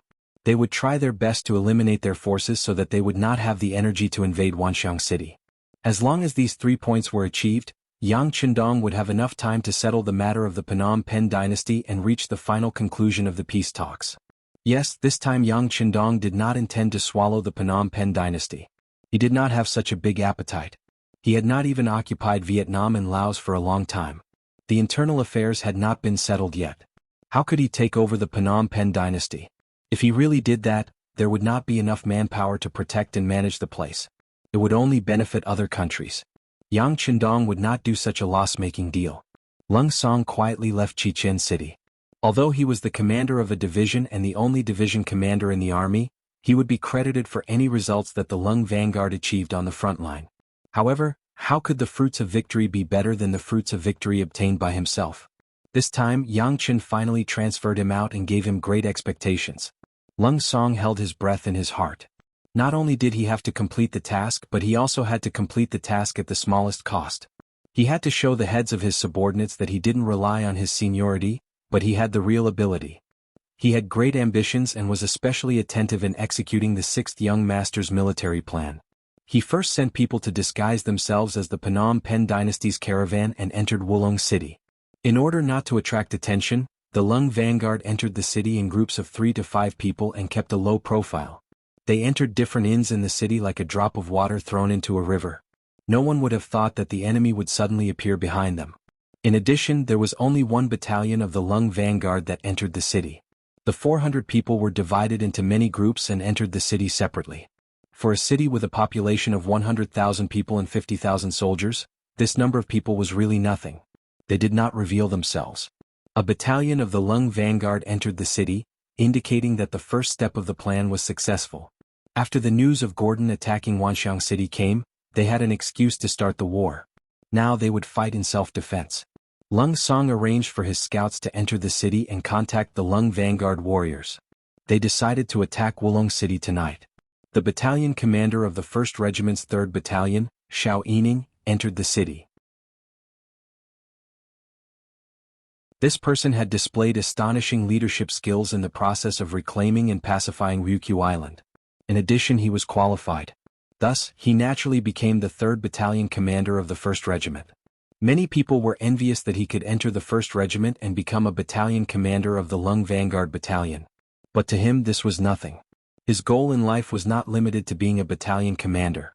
In his opinion, he should at least be a division commander. Only then would it be awe-inspiring and be considered a true glory. There was no need to doubt the ability of a person with such ambitions.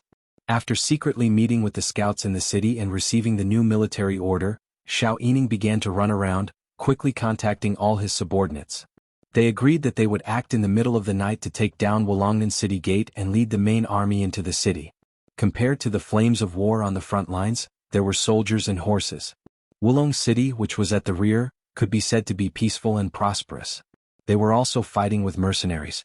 As the main attacker, there was naturally no pressure. Furthermore, Siam's military strength had always been at the top of the nearby countries.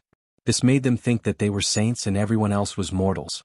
With such an arrogant mentality and the stimulation of the 50,000 Siam soldiers entering the city, the entire Wulong city fell into a false state of prosperity. With a large population, it was naturally easy to do all kinds of business. For example, the restaurants, casinos, and especially the brothels in the city were filled with people and were extremely lively.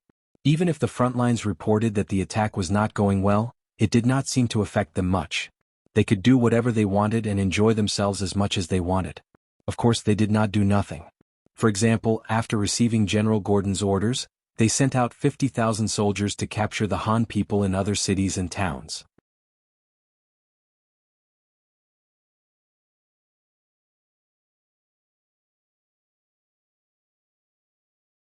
Chapter 6:18. Just like how Yang Qindong would think that those who were not of the same race were not of the same race. The people of Siam also had the same thought. No matter how many years these Han people had lived in their country, as long as they were Han people or their descendants, they were not to be trusted. Their status was also the lowest. Now that they had to capture these people, the soldiers sent out to carry out this mission did not feel any burden at all. It was as if it was only right to treat the Han people however they wanted. The soldiers swaggered through the streets and left. Naturally, their mission was leaked. When Xiao Yining heard that the enemy troops were going to capture Han people, he sensed that something was wrong. This made him even more determined to take action tonight. When the news reached the ears of the other Lung Feng soldiers, they were enraged. They could not wait to destroy Wulong City and disrupt the enemy's plan. Amidst the torment, night finally arrived. The sky was getting darker and darker. When the watches of the soldiers of the 3rd Battalion of the Cold Front Battalion showed 11 o'clock at night, they began to walk out of the inns. Then, like ghosts in the night, they split into dozens of groups and slowly and carefully moved toward the southern gate of Wulong City. The Siamese soldiers were too careless. They did not expect the enemy to infiltrate their rear. The soldiers guarding the gate were completely unprepared. Originally, there were 1,000 soldiers guarding the gate. However, there were less than 300 soldiers left. The other 700 soldiers had applied for leave to play in the city. Arrogance and arrogance were bad habits that should not exist in an army. If an army had these habits, it could only be said that they were not far from being destroyed. When Xiao Yining led the 400 Lung Feng soldiers to the south gate, he saw the enemy's morale was low. Wait a minute, something is not right. Seeing that there were only about 300 enemies in front of him, Xiao Yining instinctively stopped moving forward. He led the soldiers to hide in the shadows. Go, find the brothers who stayed here.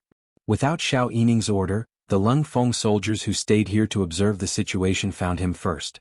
They then explained the situation to him. Battalion commander, the enemy did not notice us. There should be 1,000 soldiers here, but most of them applied for leave to play in the city. Even the Chili Arch left. Is that so? Xiao Yining was shocked when he heard this. He didn't dare to think that something like this could happen. If something similar happened in Lungfeng, everyone from the highest officer to the lowest squad leader would be punished. They would be given demerits, and it was even possible that they would be expelled from the military. Needless to say, the Siamese soldiers were truly blessed.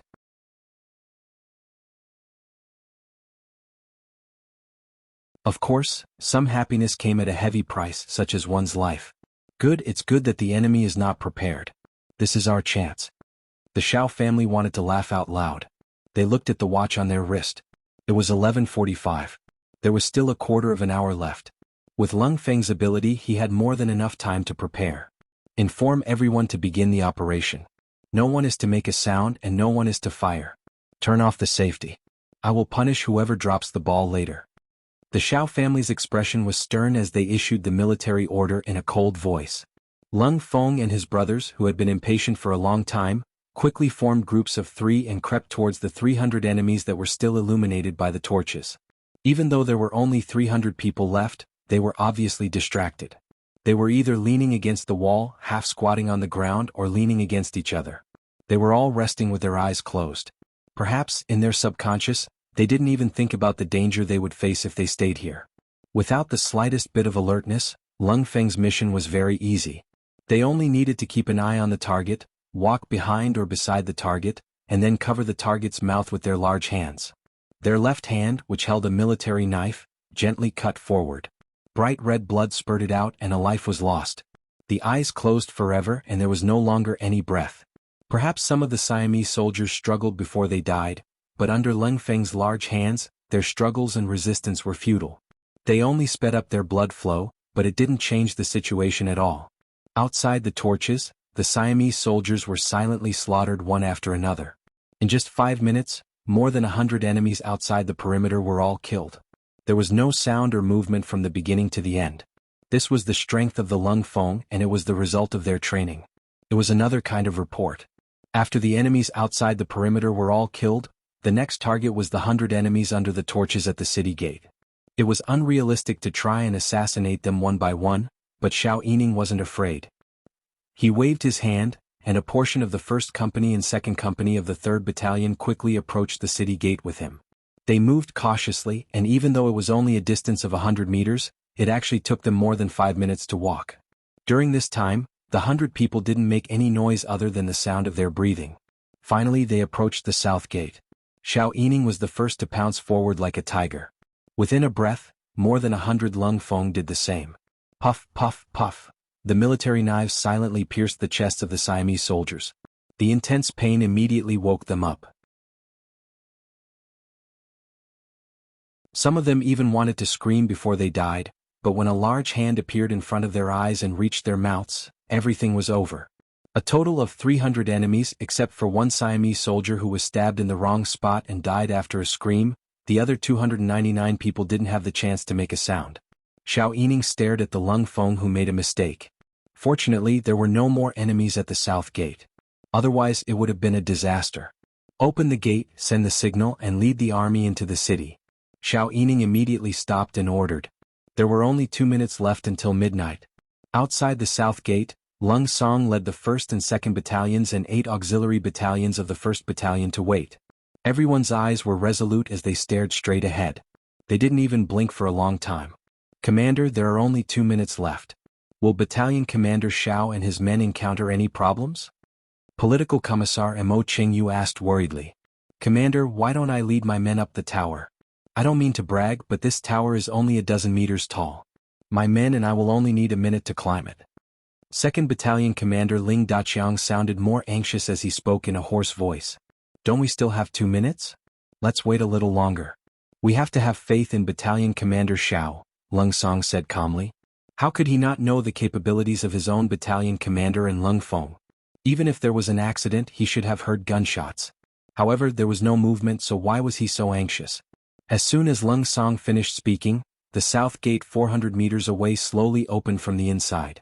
A bright torch appeared and flickered 3 times to the left and 3 times to the right. Ah, we did it. Battalion Commander Ling Daqiang couldn't help but laugh excitedly. He could finally enter the city and start a massacre. During this period of time, the 1st Regiment had been carrying out missions in Crimson City, dealing with the captives and other matters that were sent to the island. He was already tired of it and couldn't wait to show off his skills on the battlefield.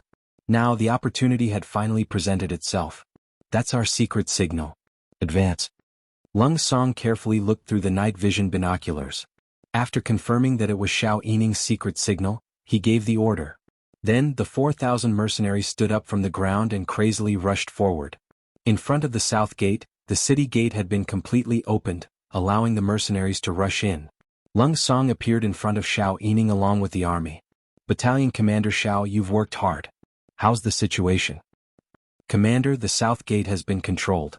The enemies in the city have no other defenses. Xiao Yining gave a standard military salute and replied. Very good. Lung Song nodded approvingly. This result was better than he expected.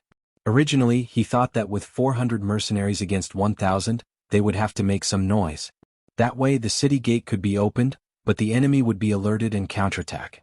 But now the city gate was occupied, and the enemy was kept in the dark. This way they had more time to set up their plans. Since the enemy hasn't noticed, we can't follow the first plan. Let's go with the second plan. Lung Song said in high spirits. The second plan was to enter the city without alerting the enemy. Then, with the Cold Vanguard Company and the Auxiliary Battalion as one unit, they would march separately. This way, his troops would be divided into 21 units.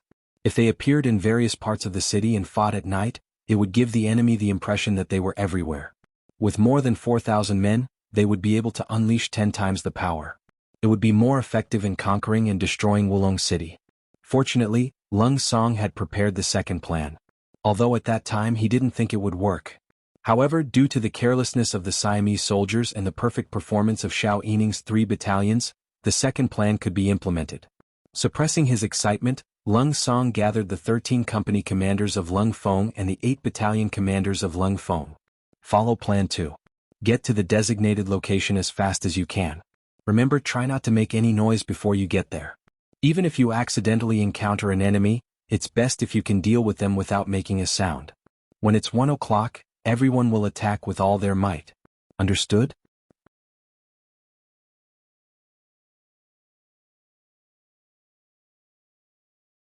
Chapter 619. Lung Song held a map of Wulong City that he had prepared a long time ago and spoke to his subordinates. Familiarize yourself with your destination. If you don't understand, come and ask me. Now, I will give you 5 minutes to prepare and assemble your troops before we depart. Before they came, the officers had already imprinted the first and second plans in their minds. How could anyone not be familiar with them now? Therefore, after nodding their heads, they went to gather their troops and instructed them to not make any noise as much as possible and to arrive at the designated location as quietly as possible. If they wanted to kill the enemy, they would start from one point and kill as much as they wanted.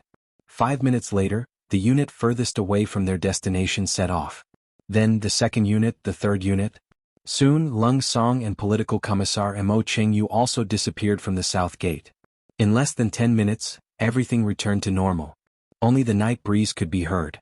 At this time, Wulong City was shrouded in darkness and silence. It was already past 12 o'clock. Those who wanted to sleep had already gone to sleep. Those who wanted to play had already found a place to bury their souls. Everything seemed to be the same as usual, until the sound of swords clashing could be heard on the street, breaking the silence of the street. They were the 100 soldiers guarding the south gate. Because they had lost all their money in gambling, they had no choice but to leave early. Unfortunately, they bumped into a group of mercenaries who were rushing towards their destination on the street. The two sides suddenly met on the street. On one side there were 100 gamblers who had lost all their money. On the other side there were 400 auxiliary soldiers. After the two sides looked at each other, a short battle began. The 100 Siamese soldiers who did not bring any weapons were the ones being slaughtered. However, they still screamed before they died. Enemy attack! Enemy attack! In the silence of the night, the screams spread far and wide. It also attracted the attention of the nearby residents. The commotion was getting louder and louder. Battalion commander, what should we do? A company commander stabbed the last Siamese soldier to death on the ground with a bayonet. He turned around and asked the battalion commander, "Don't think too much about it. Go to the rendezvous point as fast as you can." The auxiliary battalion commander secretly cursed his bad luck, but he didn't panic. This was just a warm-up before the big battle. The team of 400 people quickly left. When the people nearby came out to take a look, they saw the ground full of corpses and the smell of blood. Ah! Someone screamed first. Then, similar screams came one after another. The commotion spread far and wide. Finally, the people on the other side of the street were alerted.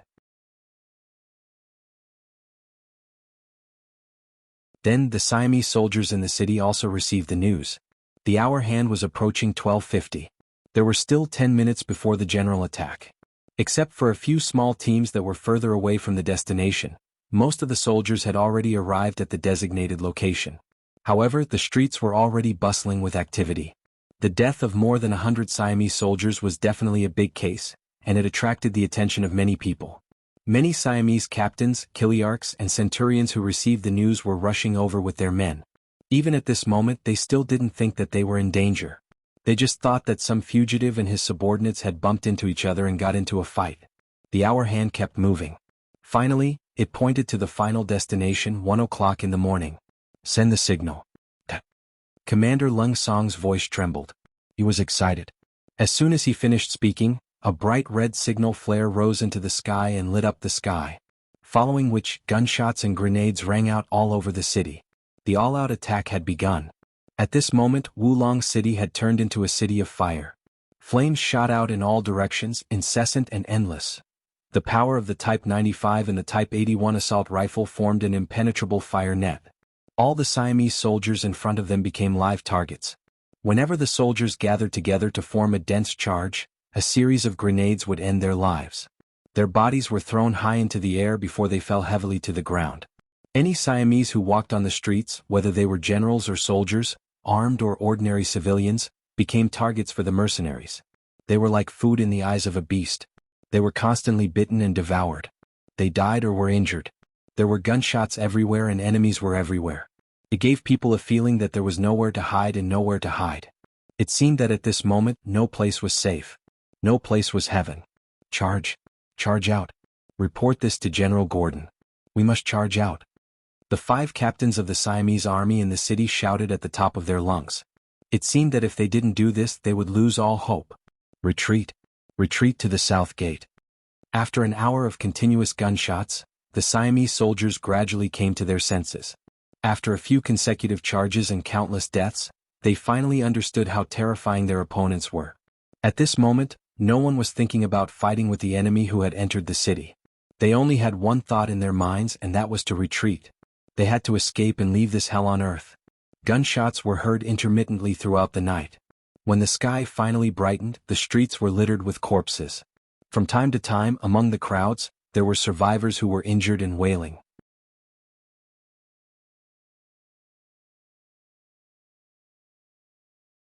Many places in the city were on fire. The places where food and weapons were stored were severely damaged. Even when the sky brightened, the fire showed no signs of stopping. It was still burning fiercely. The mercenaries had retreated, leaving behind a city full of corpses and injured soldiers. According to the statistics, more than 60,000 soldiers and civilians of Siam were killed or injured in this battle. At least half of them were burned by the fire and trampled to death. In fact, only about 10,000 people died in the hands of the mercenaries. The warehouse was burned. Apart from the corpses and the injured soldiers who could not be moved, there was no one left in the city. The scariest thing about this battle was that they didn't know who did it, and they didn't know how many enemies there were. They only knew from the survivors' descriptions that there should be a lot of enemies, and they seemed to be everywhere. Moreover, they all had very powerful rifles in their hands, and they even suspected that the other side had cannons. Otherwise, why would there be the sound of explosions from time to time? It was unknown whether outsiders believed in such a statement, but the people living in Wulong City firmly believed in it. Because on this night, at least half of the 100,000 people were affected. Their families and friends were either killed or injured. Out of the 50,000 Siamese soldiers, more than 10,000 were killed and 10,000 were injured. The remaining 30,000 soldiers were lucky enough to escape. They did not dare to stay in the vicinity. Instead, they went straight to Kongjing City, which was south of Wulong City. From afar, the 30,000 soldiers looked like a group of homeless people. They wore tattered uniforms, their eyes were lifeless, and their morale was low. Most of them did not even know where their weapons were when they escaped. At this moment, who would dare to believe that this was an army with level 3 combat power? Were they supposed to be the elite soldiers of Siam? In a dense forest about 10 miles south of Wulong City, Lung Song was leading his army to reorganize themselves. After a night of battle, they had achieved their goal. Especially after burning the enemy's military supplies and provisions, General Gordon had no choice but to retreat. How is it? How is the count of the casualties? Although Lung Song also felt a little tired, as a commander he naturally couldn't just fall asleep like ordinary soldiers. There was still too much work for him to do. He needed to preside over and make decisions. Commander Lung Fong has returned. There are only 2 injured soldiers. However, it is not a big problem. They just need to rest for a while to recover their combat power. 7 auxiliary soldiers died and 200 were injured. 3 of them were seriously injured. The rest only had light injuries.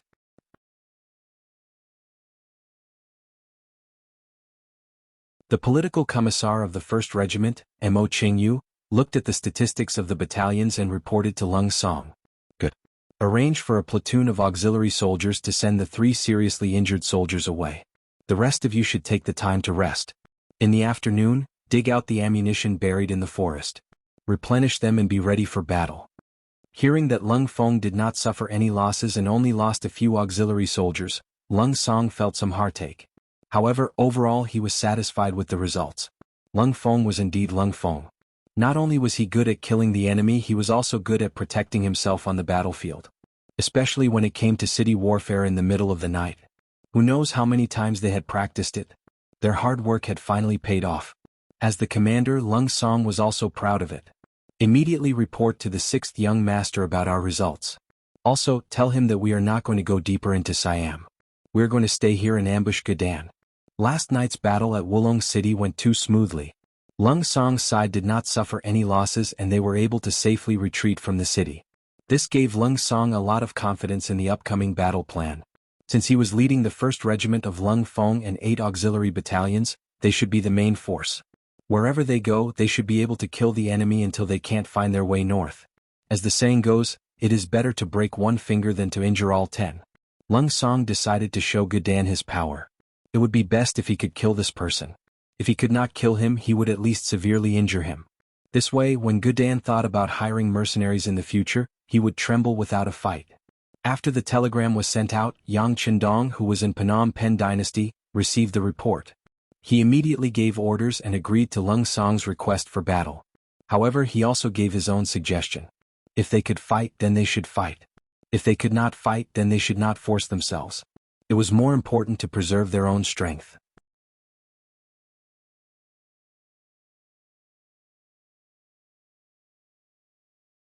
Chapter 620. Below Wanxiang City, there was a short period of peace after the battle. The power of the landmines had frightened General Gordon. He was not prepared to launch any more attacks before the Han civilians from the rear were sent up. Since he was the one attacking the city, he had the initiative. Furthermore, Wulong City had already prepared food for the army. There would not be any problems defending the city for a few months. Since there was no need to go to war for the time being, General Gordon summoned the singers who followed the army and held a party in his tent. He also called his generals and General Fan Yuhai to enjoy the joy of the interlude between wars. 8 young women with great figures were dressed in faintly discernible gauze. Their waists were swaying in the tent. Gordon and the other generals sat around them and laughed from time to time. Their gazes followed the movements of the women as they enjoyed the feast that was brought to their eyes. Gordon, who was sitting at the front, had already set his goal of warming the bed tonight. He wanted to fight for 300 rounds to get rid of the bad luck on his body. Just as he was indulging in his fantasies, a bodyguard quietly entered the tent with an ugly expression. He walked to his ear and whispered in a low voice, "What?" Suddenly, Gordon's face turned red, and the wine cup in his hand flew out with a bang. This movement attracted the attention of the other generals, and the 8 women screamed in shock. "Scream, scream, what are you screaming for? Get out of here." Gordon waved his hand. At this moment, his eyes were filled with a strong murderous aura. It was as if he would kill anyone who dared to appear in front of him and offend him. The 8 singers hurriedly left the tent, leaving behind only a few generals in the tent. Fan Yuhai raised his eyebrows and then frowned deeply. He had a feeling that something bad was about to happen. "General, what happened?" A captain who was Gordon's absolute confidant asked in confusion. "Something happened. Wulong City was invaded last night. Our 50,000-strong army was defeated and was forced to retreat to the south. Our rations and weapons in the city were all burned. Damn it." First, he used a calm voice to report what he had just heard. Then killing intent burst out from his eyes. It was as though he wanted to materialize a saber light to kill someone. There was silence in the tent as everyone digested Gordon's words. However, very soon, a general said in disbelief, "That's impossible. We are right here. The 4 gates of Wanxiang City are tightly shut. It's impossible for them to send an army to surround us." "That's right. The Lao's army won't go around us. The armies of other countries are all our allies. They won't attack us secretly. Could it be the work of mercenaries? But how did they get behind us? Could it be that they fell from the sky?" "We launched the first attack 2 days ago and those people took action at night. That's too fast. Even if they are mercenaries, it's impossible for them to send out their troops in such a short time. They must have bypassed us to attack. There are 50,000 of our soldiers in the city. Even if they are mercenaries, they won't be able to occupy the entire Wulong City if they don't have enough soldiers. It's even more impossible for them to inflict heavy damage on our army. Could it be the work of other countries?" The generals below spoke one after another. They mentioned various possibilities, but they were all rejected one by one. Gordon's face darkened. He didn't speak. According to the battle report, the people who came were armed with advanced firearms, so they should be mercenaries. However, the battle report didn't mention the number of soldiers. What did that mean? Did they forget to mention it? That was impossible. There could only be one answer. They still didn't know how many enemies there were. Half of the 50,000-strong army was blasted out of Wulong City. They didn't even know how many enemies there were. How terrifying was that? Didn't that mean that the enemy had a lot of soldiers? However, wasn't the main force of the mercenaries taken away by the Ming dynasty's Duke of Loyalty to attack the Phnom Penh dynasty? Where did the enemy come from? Gordon was deep in thought. The generals were also deep in thought. Even Fan Yuhai was deep in thought. The only difference was that Fan Yuhai had locked the enemy on the mercenaries even though he didn't get any accurate information. In his eyes, he was very clear about the military strength of the surrounding countries. Only the mercenaries could break into the city and defeat the 50,000-strong Siamese soldiers in one night. However, how did they appear there? After all, they had only appeared at Wanxiang City 2 days ago and launched their first attack. How could the mercenaries react so quickly? The entire battle took less than 5 days. Even a flying man couldn't have done it. Unless, when he thought of the only possibility, Fan Yuhai's expression changed drastically. Could it be that the mercenaries were already prepared and knew that they would attack Wanxiang City? Hence, they planted a large number of soldiers behind them. If that was the case, once the Siamese army launched their attack, the mercenaries started their attack on Wulong City? Yes, that must be it. If all of this was true, the Ming dynasty's Duke of Loyalty was too good at scheming. His attacks were ruthless and the military strength behind him was much stronger than what was shown. He even had the ability to split his troops to attack Siamese and the Phnom Penh dynasty. No, it should be more than that. Since he had arranged a backup plan in Siamese, his other ally, the Kingdom of Ava, must have also arranged a backup plan. Fan Yuhai sucked in a breath of cold air. At this moment, Fan Yuhai suddenly felt that Yang Qindong was very terrifying. This person was not only good at calculation, but also had a more outstanding military vision than ordinary people. He also had powerful firearms and an unknown military strength. How could such an opponent be defeated? Question marks flashed in his mind. At this moment, Fan Yuhai suddenly had an idea. He wanted to leave this place as soon as possible. He had repeatedly challenged the mercenaries in Yang Qindong. First, he led the Lansang Kingdom into the whirlpool of war. Then, the Lansang Kingdom was destroyed. Then, he had the idea of forming an alliance between the 3 countries. However, now that the Phnom Penh dynasty and Siamese Kingdom had been attacked to different degrees, as the initiator, how could he not be targeted by Yang Qindong? If Yang Qindong really wanted to deal with him, would he be able to stay safe with his 5,000 elite cavalry? No, such a person was too dangerous. He had to leave this place first. At least before he had enough strength, he would not appear in front of Yang Qindong. When he appeared again, he had to make all the necessary preparations. After making up his mind, Fan Yuhai did not speak anymore. He did not even have the intention to help General Gordon analyze the situation. He kept his mouth shut. General, I don't think it's the time to talk about this. Even if Wulong City's provisions have been burned, we have to be prepared to leave this place. Otherwise, if the enemy behind us and the enemy in Wanxiang City attack us from both sides, how are we going to face them?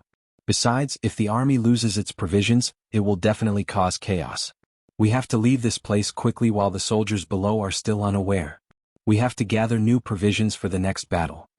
One of the generals said after analyzing the gains and losses. The other generals nodded in agreement. That's right, General. We have to retreat. Yes, we have to leave. We can't let them attack us from both sides. Gordon slammed the table and said. Then he looked around and fixed his gaze on Fan Yuhai. General Fan, what do you think? Fan Yuhai wanted to say, if we leave now, aren't you afraid that the mercenaries will attack us halfway? However, he thought that if he reminded Gordon, he would definitely hold his ground. Who knew what the mercenaries would do? If they were really attacked from both sides, wouldn't it be very dangerous for him and Gordon to stay together? Since that was the case, it was better to let them leave. At that time, whether or not they were attacked by the mercenaries, they would escape halfway. At least he would be safe. The world was big, but he was the most important. Fan Yuhai nodded. It's time to leave. How about this? I will bring my 5,000 cavalrymen and retreat last, just in case. Sigh, speaking of which, my cavalrymen were not of much use in this siege. I feel ashamed. He wanted to hear Fan Yuhai's opinion, but he did not expect him to take the initiative to bring up the rear. This made Gordon's eyes brighten. He sighed and said, General Fan is a righteous man. Thank you for your hard work. Don't worry if the mercenaries catch up from behind, you only have to hold them off for a while. I will send reinforcements to support you. Okay, thank you. Fan Yuhai stood up and cupped his fist with a sincere face. However, he thought coldly in his heart, who would believe that you would come to my aid when I am attacked? With someone bringing up the rear, it was much easier to retreat. In order to prevent any accidents from happening, Gordon decided on the spot to retreat now. They would rush through the night and try to reach Wulong City the day after tomorrow. At that time they would guard the city tightly and ask the king for rations so that they could regroup and fight again. With all the generals present, there was no need for a meeting. Soon the order was given and the generals went to prepare. After 2 hours the army had already packed up their tents and started to retreat towards Wulong City. Then the rest of the army followed suit and left Wanxiang City in a long line. On the tower in the south of Wanxiang City, General He Guang was looking at the scene before him through a pair of binoculars. Because of the landmines, Luan Shaoqian did not stay on the tower. There were too many things in the city that he needed to deal with, so he left everything here to He Guang. Because of this, he was also confused when he saw that the enemy had actually started to retreat.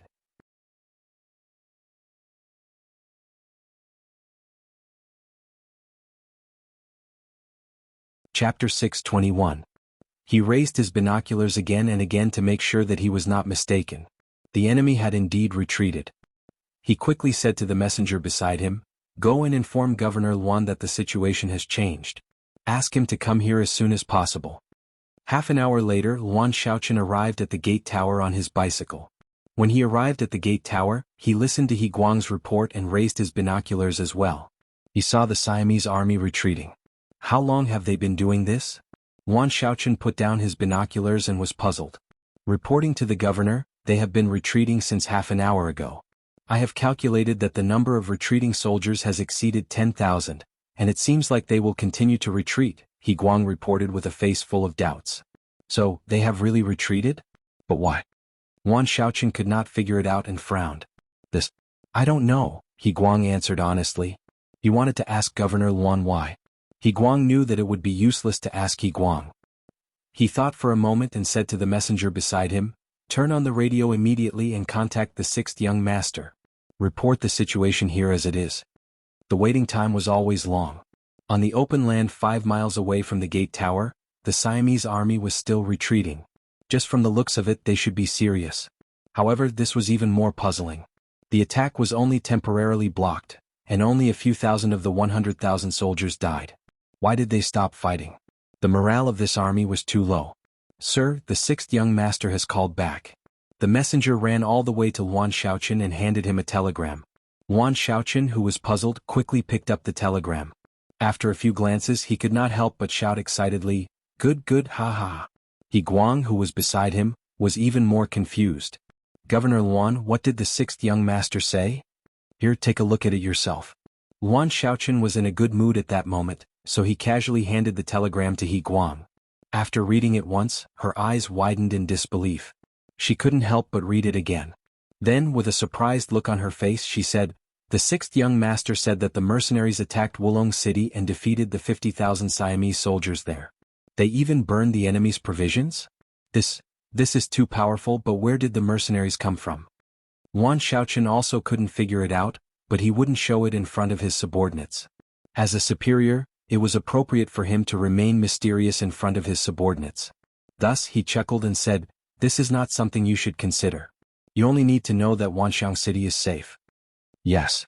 He Guang also knew that he couldn't be fully trusted by the mercenaries right now. There were some things that he couldn't ask casually.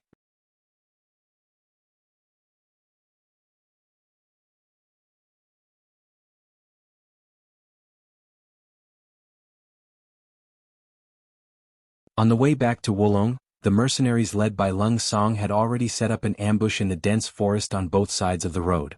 Everyone had a good night's sleep during the day. Now everyone was full of energy. They held onto their steel spears and stared at the retreating Siamese army with sparkling eyes. Gordon was quite capable. Although they were retreating, they didn't panic. The 1,000-man teams were well coordinated and didn't have any obvious weaknesses. Once one of the 1,000-man teams was attacked, the other 1,000-man teams would be able to provide support immediately. With the front and rear looking after each other, they would be able to minimize the losses. An ordinary army would be helpless against such a formation. However, it was a pity that they were facing a mercenary army. Furthermore, the mercenary army was prepared and had won the battle. Therefore, they were at a disadvantage in terms of morale and preparation. What was the purpose of ancient wars? Morale and preparation naturally played a very important role. Currently, the mercenaries had the advantage in these aspects. They had already won half the battle even before the battle started.